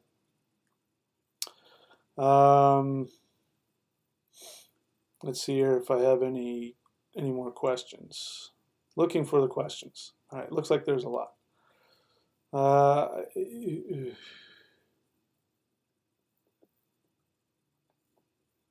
Sorry. So this is what happens if there's a lot of stuff. I got to scroll through things here. All right. Question: how can we make Christians understand that there are? Yeah, we can't make Christians understand anything. I used to be one, so it's a waste of time trying to convince them of anything. Question: how do you feel about reading the Akashic records? I don't know anything about Akashic records, so I can't answer that question.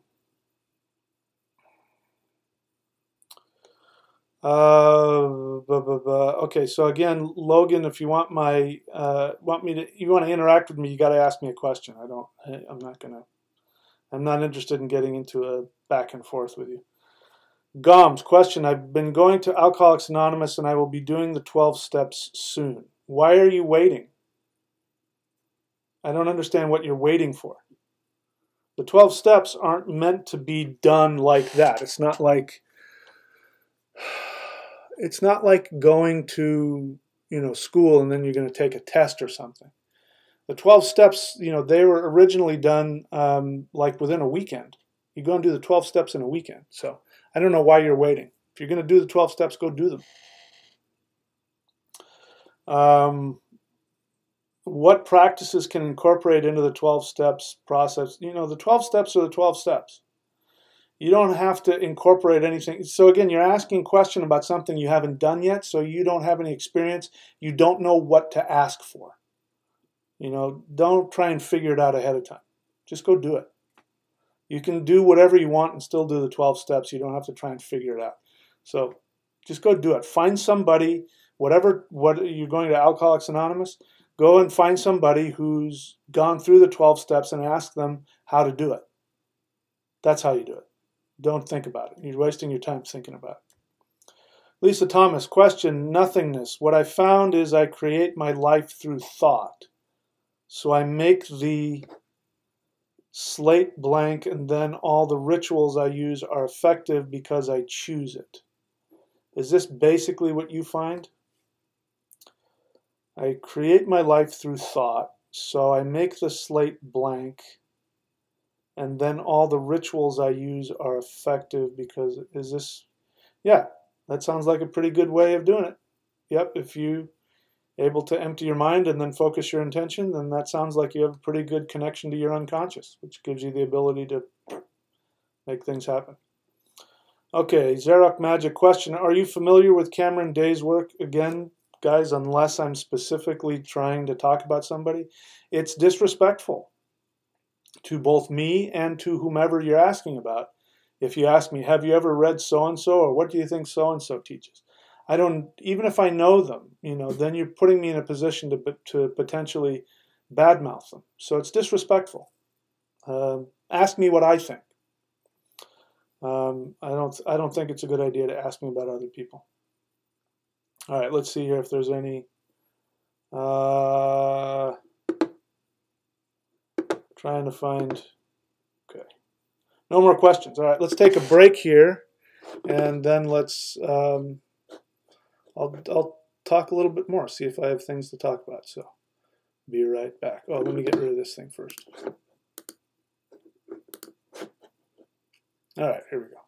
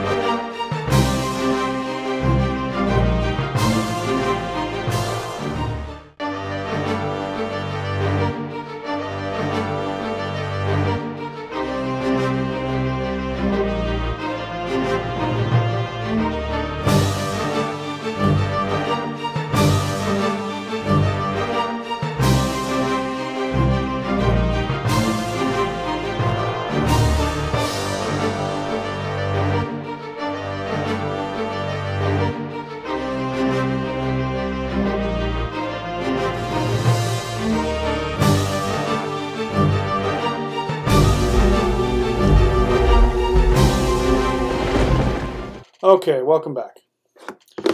All right, so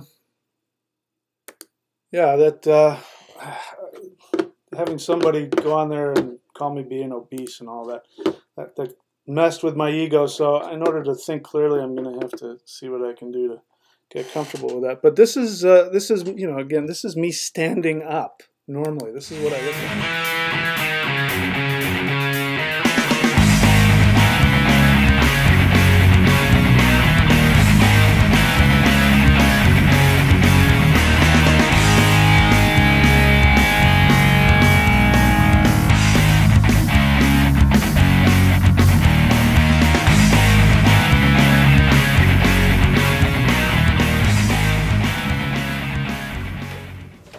Hey, what's up, man? This is Thumper, the Shredding Hippie, and I'm here with a new surfboard review. Now, for those of you who... So, just to, you know, when I'm not sitting leaning back like this, that's what I look like. So if you think that's obese, then perhaps I am. Anyway, let us continue with our discussion here. So what I want to do here is now talk about going back to the exchange of power. The exchange of energy. What does that mean? So in order to get power, there has to be an exchange. So we've talked a little bit about the exchange of power that comes from the right-hand path. And that is what most people do. So the exchange of power that comes from the right-hand path, let's say energy-wise. So we'll talk about like Chinese internal martial arts. So let's say somebody wanted to go the right-hand path for that. That would be like Tai Chi. Tai Chi Chuan, as it's taught now, would be a right-hand path. If you do that long enough, what will happen is the energy meridians in your hands will open. You will get energy flowing through your body.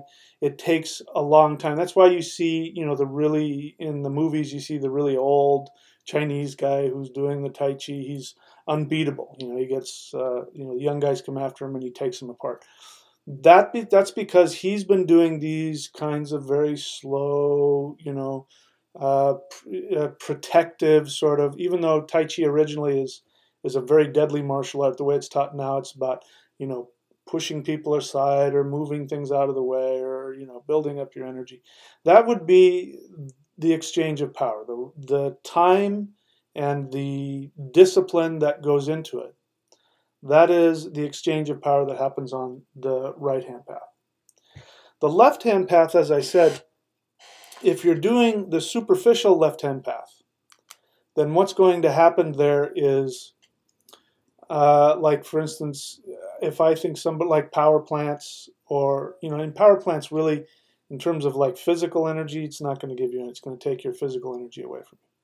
But let's say we're just talking about spiritual power. So one of these guys here, these Aghoris.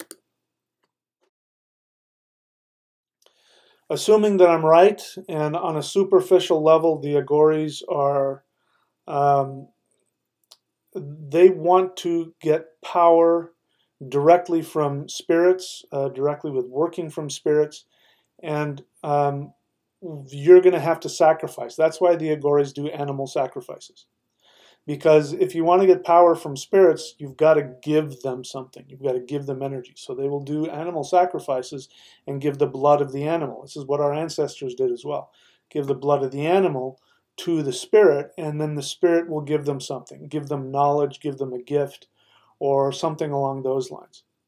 But if you summon up those spirits and you don't have any power to give them, then you end up, whether you realize it or not, you're giving them your energy. They will take power directly out of you. So this is the superficial exchange of energy when it comes to getting power. So the kind of power that I'm talking about, you know, I definitely practice what would be a left-hand path. But that left-hand path there was no, you know, we didn't use any intoxicants, we didn't do any of that other stuff. So what would happen is we would just simply do the moves. And this is what happens when you do the celestial qigong. Let me put that thing back up. When you do the celestial qigong, you go to qigong.thunderwizard.com. You do the celestial qigong. What's going to happen there is you're going to do the moves, or you're going to do the mudra, or you're going to do whatever it is. And then what's going to happen is you're going to feel a lot of energy come through you. This energy is coming from, it's being released from within you, and it's also being drawn from the energy of the universe at large. And then what's going to happen is, as you continue to do that, and you can talk to anybody that's practiced that or that's worked with me, what's going to happen then is then you're going to have to deal with all of the emotional, unprocessed, unresolved emotional issues within you. And so that can be, whatever. You can understand. People who have done that with me and have worked with me, at some point they end up talking about that. And those of you who have done it already know what I'm talking about. Sometimes people kind of have to stop and they have to back off. So a lot of people, when they feel the energy, they want to do it, and they get, they'll do it for hours. They'll do it for 2 hours a day and all that. And I tell them, you don't need to do a lot. Less is not more here. It's just about being consistent. And then at some point I get an email about, they're coming apart at the seams. It's because there has to be that exchange of energy. So in order to get pure power from the universe, as that energy comes into you, it has to make you less, meaning your ego, your identity. It has to, your ego, your identity has to diminish in order to be able to make room for all the power that's coming to you.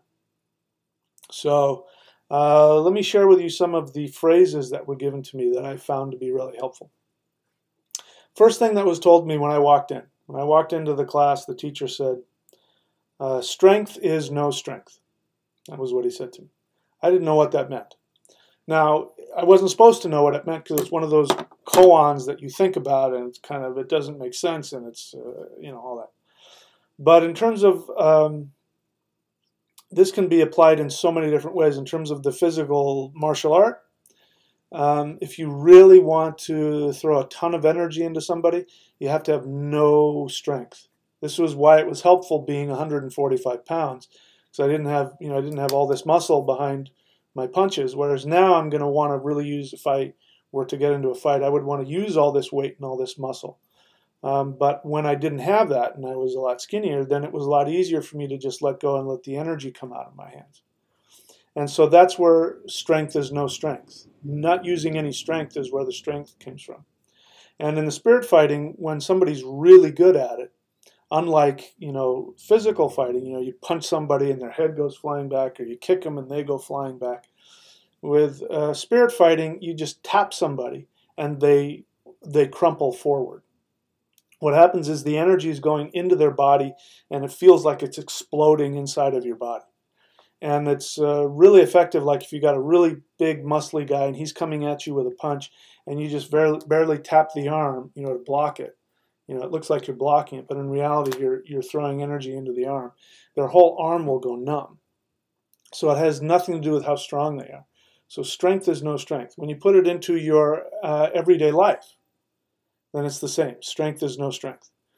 When you want to intend your reality, strength is no strength. The more that you try and make something happen, the more you try and control your world, the less energy you're actually expending.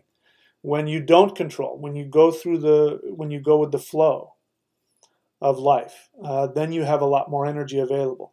One of the what's that word I'm looking for? Sorry, my brain's not working that great. But let's say, sorry, I forgot what I was talking about here. I'm so wrapped up in my ego right now. Anyway, I'm going to take a short break. I'm going to come back and see if I can put my feelings back together here so I can talk coherently. So anyway, I'll be back in just a couple minutes.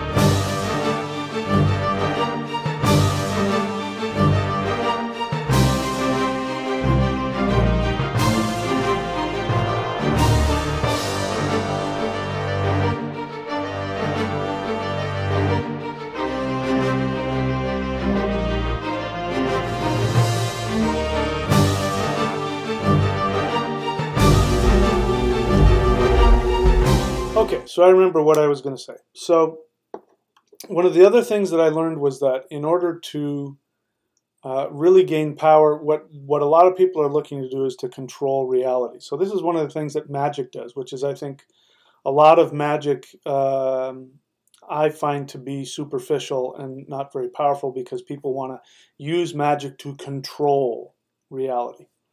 And one of the things that I learned in order to really gain power was to learn how to surrender in order to get it. So in order to be able to control reality, you first have to learn how to surrender to it.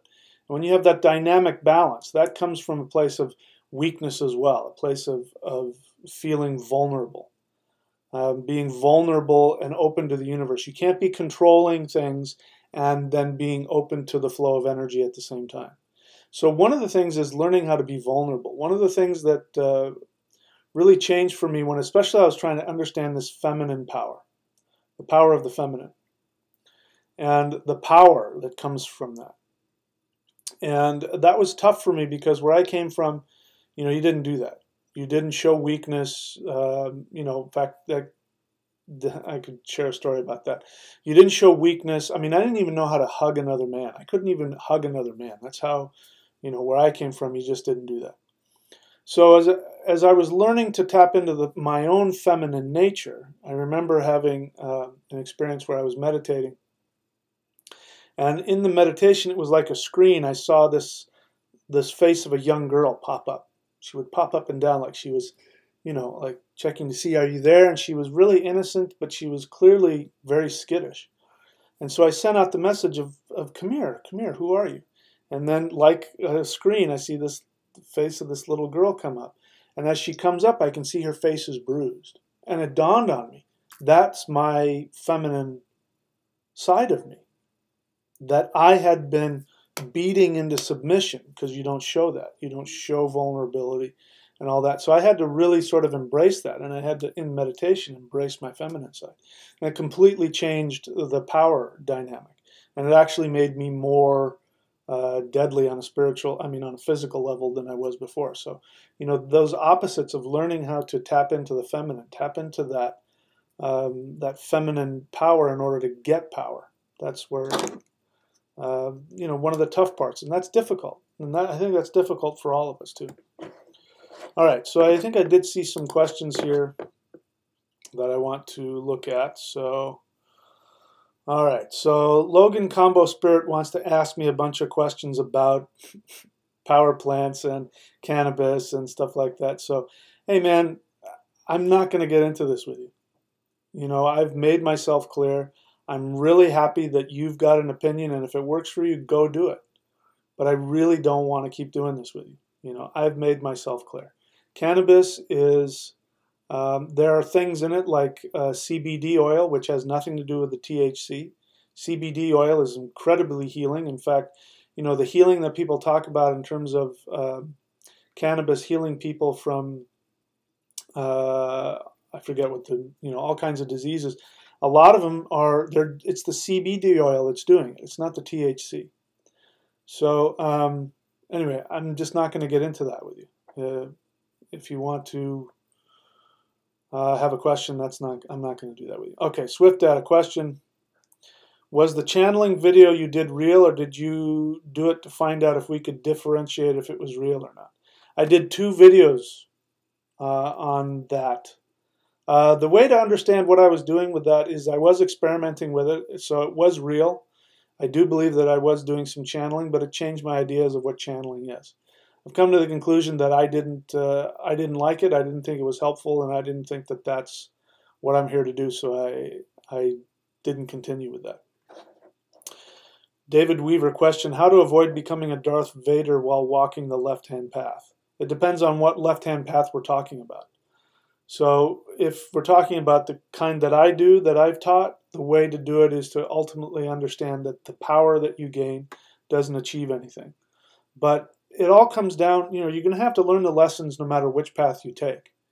So whether it's the right-hand path or the left-hand path, you're still going to have to go through the emotional, you're going to have to learn. And you can't do that.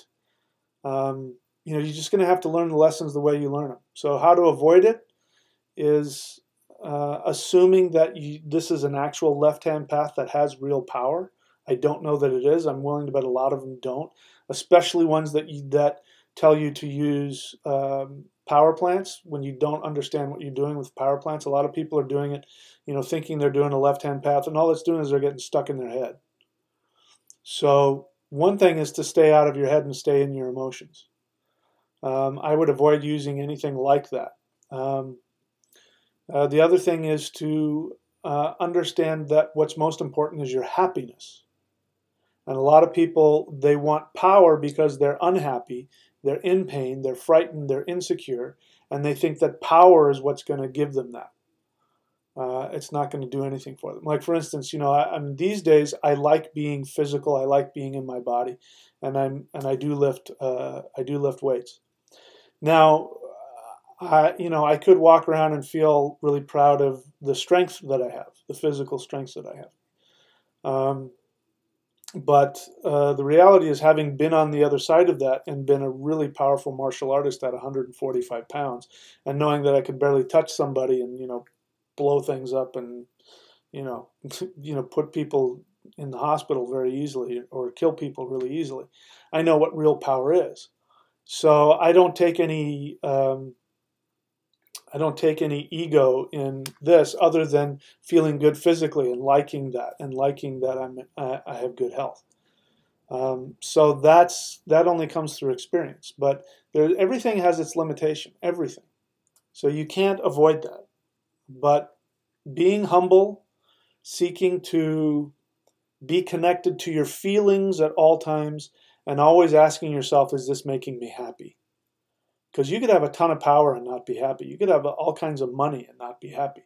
You could have whatever it is you think you want. You could have that and still be unhappy. So I would say that's the most powerful thing. Ask yourself, am I happy? And if the answer is no, then that should tell you, no matter what you're gaining, if it's not making you happy, it's really ultimately not worth it. Zarok Magic. I'm going to tell you again, watch my videos. You keep asking me questions about stuff that has nothing to do with what I teach. So you wouldn't have to ask me if I have videos about sun gazing if you've actually gone in and watched my videos. So watch my videos. All right, let's see here. Acorn Shiv Das question. Do you see a connection between Odin and Shiva, similar to Thor and Indra, Ing and Agni? Yes, Odin and Shiva, I believe to be the same essence. There are multiple reflections of Shiva. There's not just one. There's all kinds of different Shivas. Same with Odin. Odin has many different names. But there is a name that Odin and Shiva both share, which is Ug. It's where we get the word ugly. Ugly, Ug-liche. Ug-like. Ugly originally meant frightening. The word Ug means terrifying. So one of the names for Odin is Ug. That's where Yggdrasil comes from. The horse of Ug, Yggdrasil. It's the horse of the terrifying one. Shiva has a similar name, Ugra. Now that's a title that can be used for many deities. Tara, example, Ugra Tara, terrifying. So one of his names is terrifying. The reason why I think that they're both talking about the same entity is because, both Odin and Shiva have many different names. And it's the same root word. It's the same Indo-European root word of Ug. So that's why I think, yes, that Odin is a specific emanation from the same essence from which Shiva is also an emanation. Let's see, you say, also, do you consider Odin and the Havamal to be the left-hand path? The Havamal I don't consider to be left or right. The Havamal is just, mythological teaching. I think the true essence of Odin can be achieved through a left-hand path. Again, we're throwing out these words like they have one meaning. I mean, what you think the left-hand path and what that person and what I think the left-hand path is are a bunch of different things. So Uh, you can connect to Odin on the right-hand path as well, but certainly it's easy to see why Odin would be connected to the left-hand path, because Odin sacrificed himself and died to himself, and I believe that Odin is the essence, Woden, the essence of Wod, which is being consumed by the continual awareness of the nature of the soul, which burns away all of limitation, and that is definitely something that can be found on the left-hand path. Logan Combo Spirit, what are your thoughts on the human design system? Again, I don't know. It's disrespectful to ask me about somebody else's teaching. It's disrespectful to me. It's disrespectful to them. Having said that, I don't know what it is. So even if I knew, I wouldn't tell you.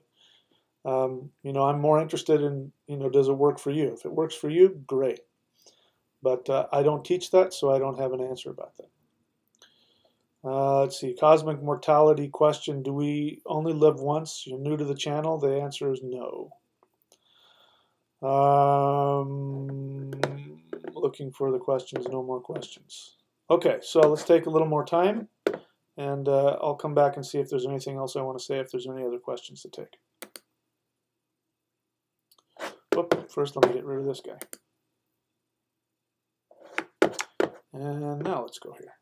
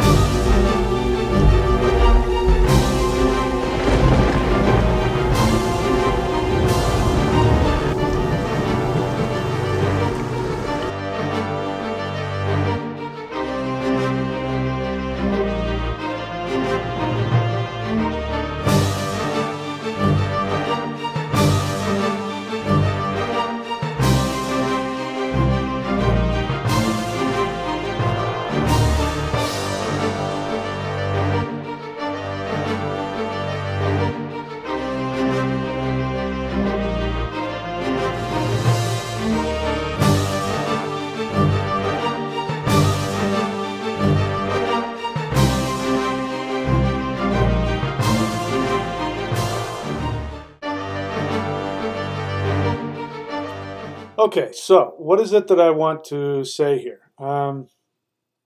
Talking about the left-hand path in my experience kind of brings out some. Obviously, we saw my ego sort of have a little bit of an issue there. But what I find to be most important about this discussion, here's what I learned. What I learned is that the most valuable thing that I can do to stay in that place of emptiness, which is, again, what my teachers used to talk about. They would talk about the path of going from nothing to something back to nothing again. And they made it clear that they felt that that was their path, to go from nothing to something back to nothing. And that the typical right-hand path would be going from something to nothing back to something. So the way that they made the example was that, let's say a right-hand path, right? Like You want to become a bodybuilder. That would be a very right-hand path kind of thing. You go from something, meaning you're wanting to be something. You're wanting to get bigger. You're wanting to be strong. You're wanting to look imposing, whatever it is that you want. So you go back to nothing when you go in the gym and you're lifting the weights and you're breaking down your muscles and you're not as big as the guy next to you. And then after 4 or 5 or 10 years of working out, then all of a sudden now you're this big bodybuilder. So now you've come to something. But then they would point out that that something is really an illusion, because it's really not giving you anything. It's a block between you and where true power is, true happiness, true enlightenment, which would be in that emptiness, being in the void, living in that place of the void.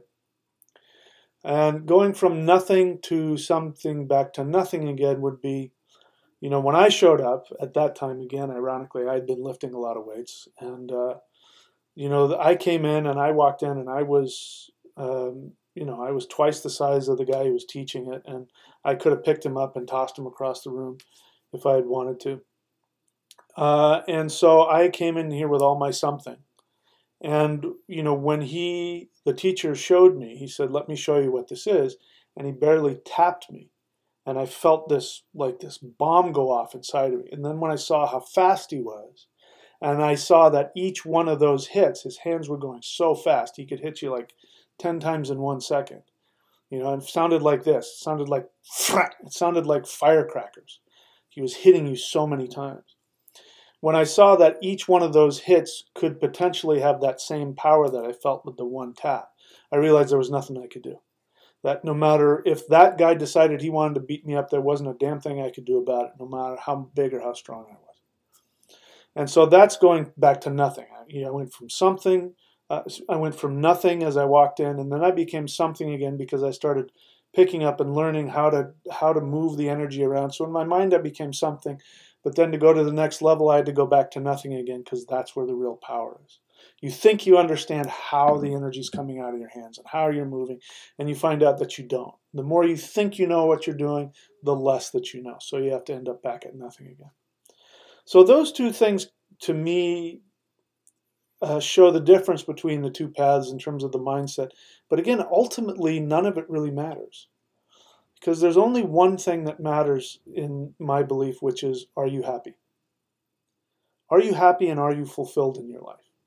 If you are happy and fulfilled in your life, then how you get there really doesn't matter. And is there anything that you're using in your life? You know, we're talking about the pitfalls. Pitfalls on the left-hand side, especially if we look at it on the surface level. The pitfalls on the left-hand side are things like addiction, getting trapped in your head. You know, this is what happens a lot, like the guys, you know, who their body gets completely, you know, their body looks sickly because they're so disconnected from themselves physically, because what they want to do is connect on the spiritual level. And then what ends up happening is you're stuck in the intellect. And, you know, again, are you happy? Does it make you happy? That's the ultimate question that I think comes down to this. So all of these things are tools. So I teach the Celestial Qigong. That's the most powerful tool that I have. And that has a lot of connections to the left-hand path, because it's a quick path to energy. It's a quick path to receive a lot of energy power. But then you run into the two downfalls of that is, one, not having the ability to go through the emotional crisis that will happen, because all of your emotions are going to come up. This is why having a teacher is good. And the other one is then getting trapped potentially into the Darth Vader. Now, I was lucky. I was very good at this path. I became quite good. But my teachers were so much better than I am. And they were so much more powerful than me. And they were Darth Vaders. So I had continuously in front of me what the dangers were of all the power. And when I became aware that I had far more power than I would ever need in terms of a martial level, in terms of a meditative level, on a shamanic level, and I saw that the power that these guys had really trapped them, and they hid behind the power. I'll give you another example. One of the my teacher's teacher, he had such a difficult time when it came to expressing his emotions, any emotions other than anger. He had a very difficult time with it. And I remember he came to visit us, and I had never met him, but I was so grateful to him that he had taught my teacher, and that I knew that he was the vehicle through which I had this amazing thing which had saved my life and was the most important thing, my spiritual path, and all of this energy that I had, and the health and all this stuff I knew was because he had taught my teacher. And so I don't remember, but I don't think I was the only one, but I gave him a gift, and I put a lot of time and effort, and I may have even put a lot of money into the gift. And when I gave him the gift, I remember his response was, this is really hard for me. And he ended up rejecting it. And what he did is he gave the gift to my teacher, and then my teacher, in his, his immaturity, came and said, yeah, I know you gave him this, but he gave it to me because I'm the Sifu. And I was really hurt because I didn't give that to my teacher. I can give my teacher a gift if I want. I gave it to him. He didn't have the humility to know that even if it made him uncomfortable, or even if he didn't want the gift, the humble thing to do and the constructive thing to do is to say thank you. Because you don't want to step all over somebody's feelings. But that was him. He was so insecure. He couldn't handle people getting close to him. He had to push them away. And that was one of the ways that he did it. So I was very lucky in that way, that I had this like a Darth Vader kind of in front of me. He was also a bully, by the way. He beat people up all the time. And he was very proud of that fact. By the way, I've never used it. I took a vow when I got to the point where I felt the energy. I, in meditation, was told very clearly by the universe that I was not allowed to use this energy in any way except in a healing, teaching fashion, and that I had to make I made a vow that under no circumstances would I ever use this on somebody. And at first I said, unless there was somebody who was in physical danger. And then I thought about it and I said, you know what, I'm not going to manifest that either. So I made a vow that I was never going to manifest a situation where I would have to protect somebody. And it's been the case. I've never had to use it, and nobody ever messes with me, and nobody ever messes with when I'm around. Nobody ever gets messed with. And I'm really grateful for that. So I was really lucky. I kind of had a Darth Vader that I had to, watch all the time, which really told me, that's what I don't want. And so I have two kinds of teachers in my life. I have the kinds of teachers that I look to and I say, I want what that person has. Tell me what you did so I can do what you're doing. And the other one was what I said, just got through saying, which is, I do not want what that guy has. So now I know what not to do. And that's why everybody can be your teacher. So anyway, I'll check to see if there are any questions, and we will move on from there. So let's take a look and see here. All right, so let's see. Yeah, this has brought out some stuff. There's been more than a few people who've been wanting to take my inventory and tell me where I'm screwing up in one way or another. So let's see. I answered that question already. Transmissions forever. I almost missed your question, so if you want to ask questions in the future, if you come back, make sure that you write question in there. Otherwise, I'll bypass it. Transmissions forever says, what is your perspective on being visited by Merlin and receiving a special symbol from him in exchange? So I'm assuming you're asking me because that's something that you went through. I've never been visited by Merlin, so I don't have a perspective on it. If you're asking what's my perspective on you being visited by Merlin and receiving a special symbol in exchange, that's your experience. How can I have you went through it. You know more about it than I do. It's more like, what is your perspective on it? If that happened, I think that's great. Congratulations. All right, let's see. So somebody's calling me teacher and then telling me that I'm out, whatever, I'm screwing up in some way. So passive aggressive.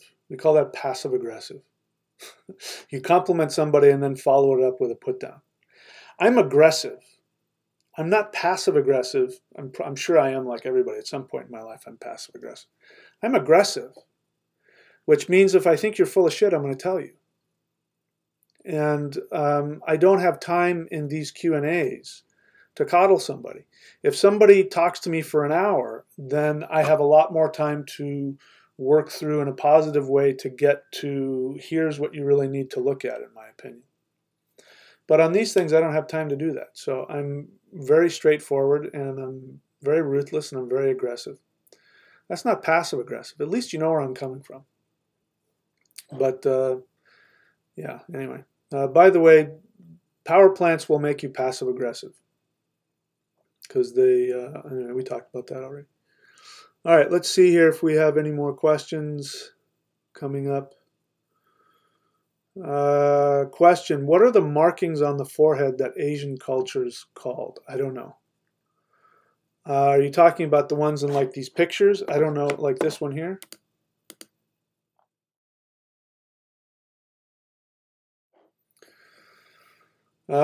Since I don't follow that path, I don't know what they're called, and you know, I think the purpose of them is both energetic and symbolic. You know, symbolism has a lot to do with being able to connect to power from the unconscious, because the unconscious is where all of our power comes from.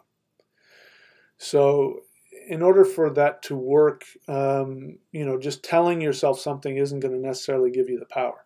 Where it's going to come from is when we stimulate the unconscious, and the unconscious responds to symbolism. So that person, when he puts that on, whatever it is, just like our ancestors used to put this symbol onto their foreheads before they went into battle. The symbolism and the act of doing that, you know, and feeling it is going to do something. Now, there may also have been an energetic thing. It may have something to do with opening up the third eye. So to answer your question, I think that's why that's there. What are the connections to Mercury retrograde and finances? See, here's the thing about Mercury retrograde. Mercury is going retrograde almost all the time. It happens so often. And people get all bent out of shape. Oh, we're going into Mercury retrograde. But it's very possible that going into Mercury retrograde may not be responsible for maybe the challenges that somebody's experiencing at any given moment. So in order to know, assuming that Mercury retrograde is causing somebody financial issues, I would have to look at their chart. But more often than not, Mercury going retrograde may or may not have any real impact on somebody's life. It's just, it happens too often. All right, so let's see what else. So I hope I answered your question there, Emerson's bike. Coffee, bike, and rum shop. Next question she has is, how can we use Qigong for improving the financial grind?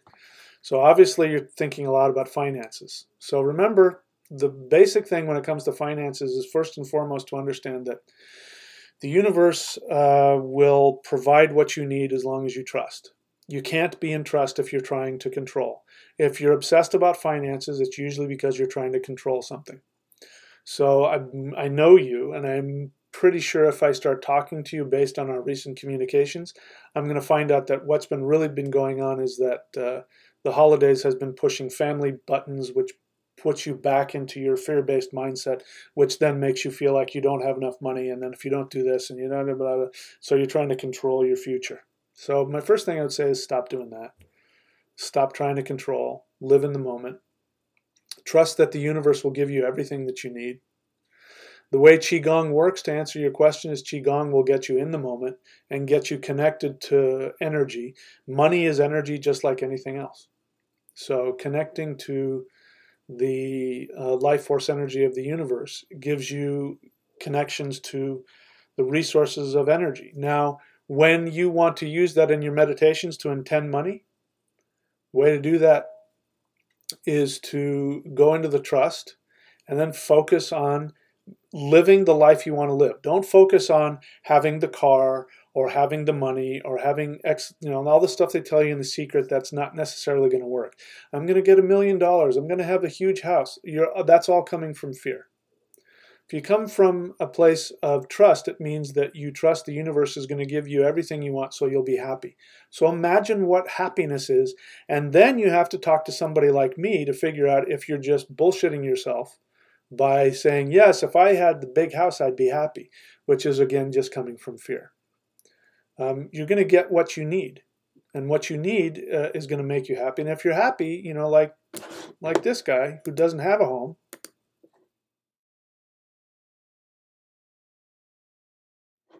you know, I'm willing to bet that he has a pretty good understanding that the universe gives him what he needs and he doesn't need money to get it. So I hope I answered your question there. Let's see. I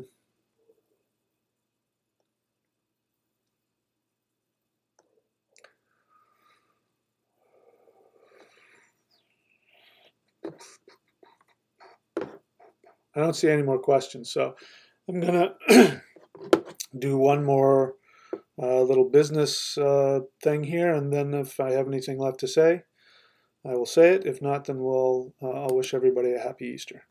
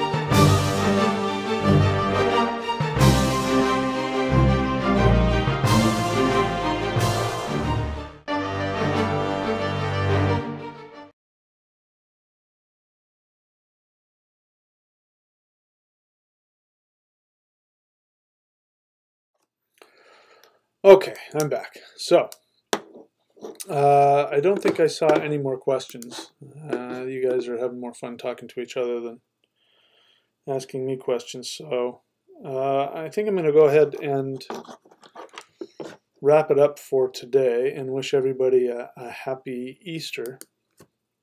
And again, here's what I think is most helpful.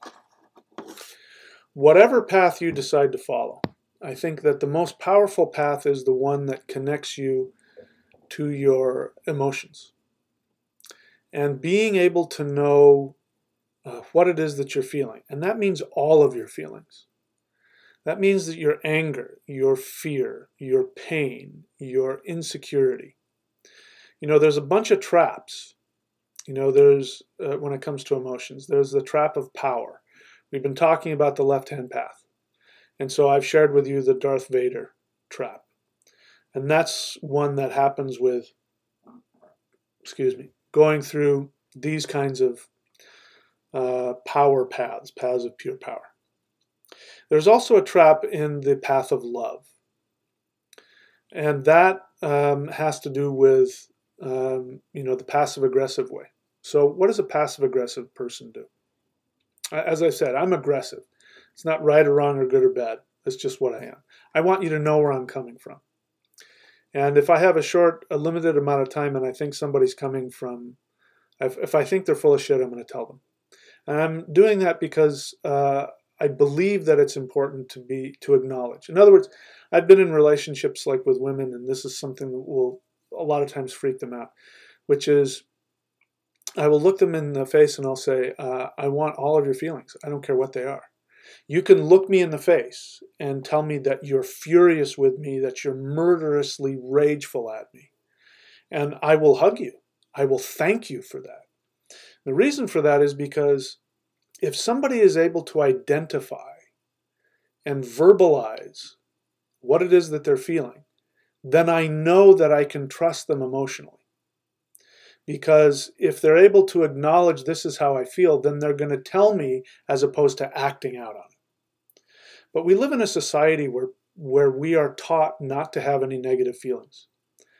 Our ancestors, my ancestors specifically, were known for being, the word frank, right? I'm going to be frank with you. You know where that comes from?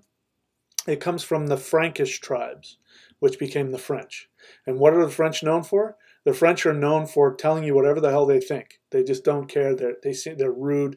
They can be very direct and honest with you. That's a Frankish trait, which is to be frank with somebody. But our ancestors were like that as well. But they told you when they loved you. And they told you that they loved you, and they showed you that they loved you. And one of the ways they showed you that they loved you is that if you did something that was harmful to them or hurtful to them, they told you, and they didn't hold anything back. And we live in a society where we are taught to spiritualize all of our emotions. So passive-aggressive people that want to, I didn't point it out. There was somebody in there that was calling me teacher, and then saying, criticizing me. And I said, that person's being passive aggressive. Because if you really think that about me, and you think I'm whatever it is you think I am, then why bother calling me teacher? I wouldn't. Somebody is my teacher when they are acting like my teacher. And if somebody's my teacher, I'm not going to, if I feel I need to correct them, then I'm certainly not going to have them be my teacher. So again, what you really wanted to say, what that person wanted to say, maybe they haven't been taught to say it, they haven't been trained to say it. They wanted to say that I was full of shit. I would have more respect for that than somebody who comes to me with a smile on their face, pretending to love me, and then turn around and criticize me. Because then I can't trust you. I can't trust you because I never know where you're coming from. And I also don't know if you know where you're coming from. But what I really respect most about people who can identify what they're feeling, I say this to my students as well. And what I tell my students is that at some point during our interaction, you are going to end up angry with me. And it could be because I've done something human. I could have done something selfish or, insensitive. There's no shortage of me doing that in my life. But if I'm doing my job as a teacher, what's going to happen is that, like if you follow the celestial qigong, for example, or if you follow a lot of the things that I teach, at some point what's going to happen is all of your emotions are going to come up. Your codependent, passive-aggressive feelings toward people that you want to like you and to approve of you, we all have them. These things are going to come up. And what's going to happen is you are going to be uncomfortable with that, and you're going to project that onto me. And you're going to see me as I'm whatever it is. Lots of times what will happen is, and this does happen a lot, is that women will fall in love with me. And they'll decide that I'm the one for them, and I'm going to help them with this, and I'm going to help them with that, and all that. And then as time goes on, that turns out that their fantasy starts to fall apart. And they start to see me as a human being. And then all of a sudden, they're not in love with me anymore. Now, the question is, are they able to acknowledge that that was a projection and still be conscious enough to see what it is that they want to learn from me? And so what I tell people is that if you can get to that point where you see my humanity, and if you are able to acknowledge that, and then ask yourself, okay, yeah, he's not what I thought he was, and either because I haven't fallen in love back with you, or because you saw me being human, or I did have a human moment and I did something, hurtful to you. Whatever it is that takes away that projection of me being whatever it is you think I am. Then if you can, in that moment, with your negative feelings, with your anger towards me or whatever it is that you have, ask yourself, does he have something that I want? Can he still teach me? If they can acknowledge that, the negative feeling, and still say to themselves, yes, but he still has something to teach me, then the teaching begins. Then I have something that I can teach you with. That is just simply an example of how to get through life. And, the left-hand path, the path of power, is going to take you down that road. If you do the celestial qigong, that'll take you down that road. It'll take you down that road where you'll be filled with power, but the energy exchange between you and the universe is that the universe is going to give you this life force energy power. And in exchange from that, it's going to want all of those emotional masks, like the mask of passive aggressiveness.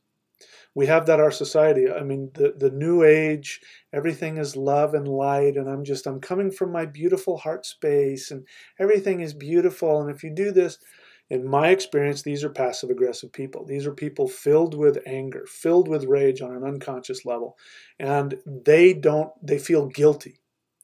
They feel, if they judge themselves for all their negative feelings. If they were to allow themselves to have it, either they grew up with people saying, stop having that feeling, or turn that frown upside down, or they weren't allowed to have their rage. They weren't allowed to have their pain. Then they go through life and they spiritualize everything, and everything is beautiful and light and love. And these are the people that are like that. And I find passive aggressive people to be extremely destructive. And so that's why I point them out a lot when they, if they come into my sphere, I'll point them out very quickly. But I will, now I don't like aggressive people either. I don't like people yelling and screaming at me and calling me names or trying to hurt me or beat me up.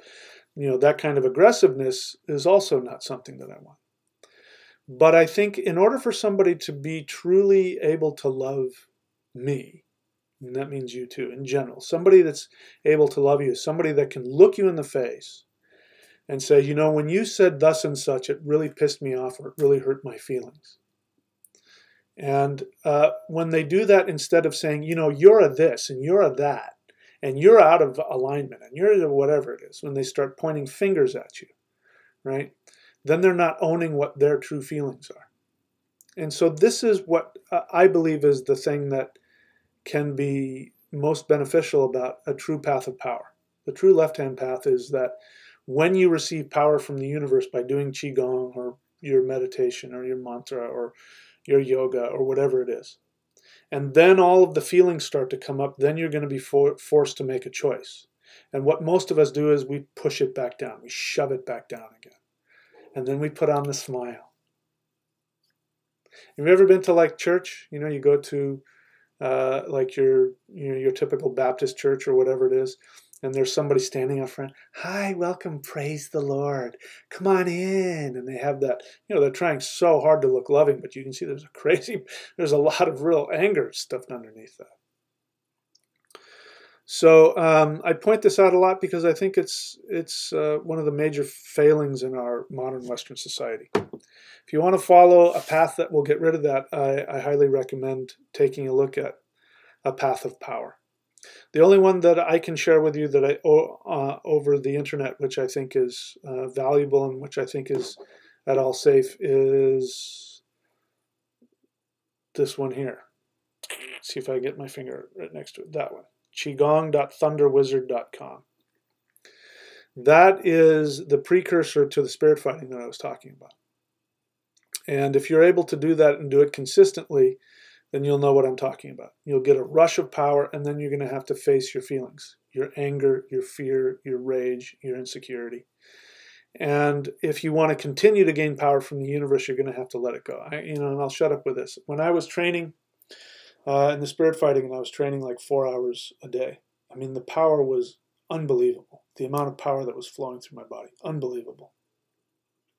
And then what would happen after feeling all that power and feeling all the, my God, and feeling the connection to the universe and this, the awareness and the feeling of enlightenment and connected to and being able to see everything. And then what would happen is I would end up in the fetal position, for sometimes a half an hour, because all of my fear and pain and insecurity would come to the surface. And I just got used to it. And I knew, when I was celibate and single and I was really going after it, I kind of knew that this is what was going to happen. And I'd go out and I'd practice for 4 hours, and then I'd feel the energy, and then, oh, I'd be in the fetal position for a good half an hour. And then what would happen is the next day I would wake up and I would feel such a peace and such energy flowing through me. That's the benefit of that. All right, so that's it for me today. I'll check one last time to see if there are any questions. Probably not. And if not, I will let you guys go off to your Easter weekend.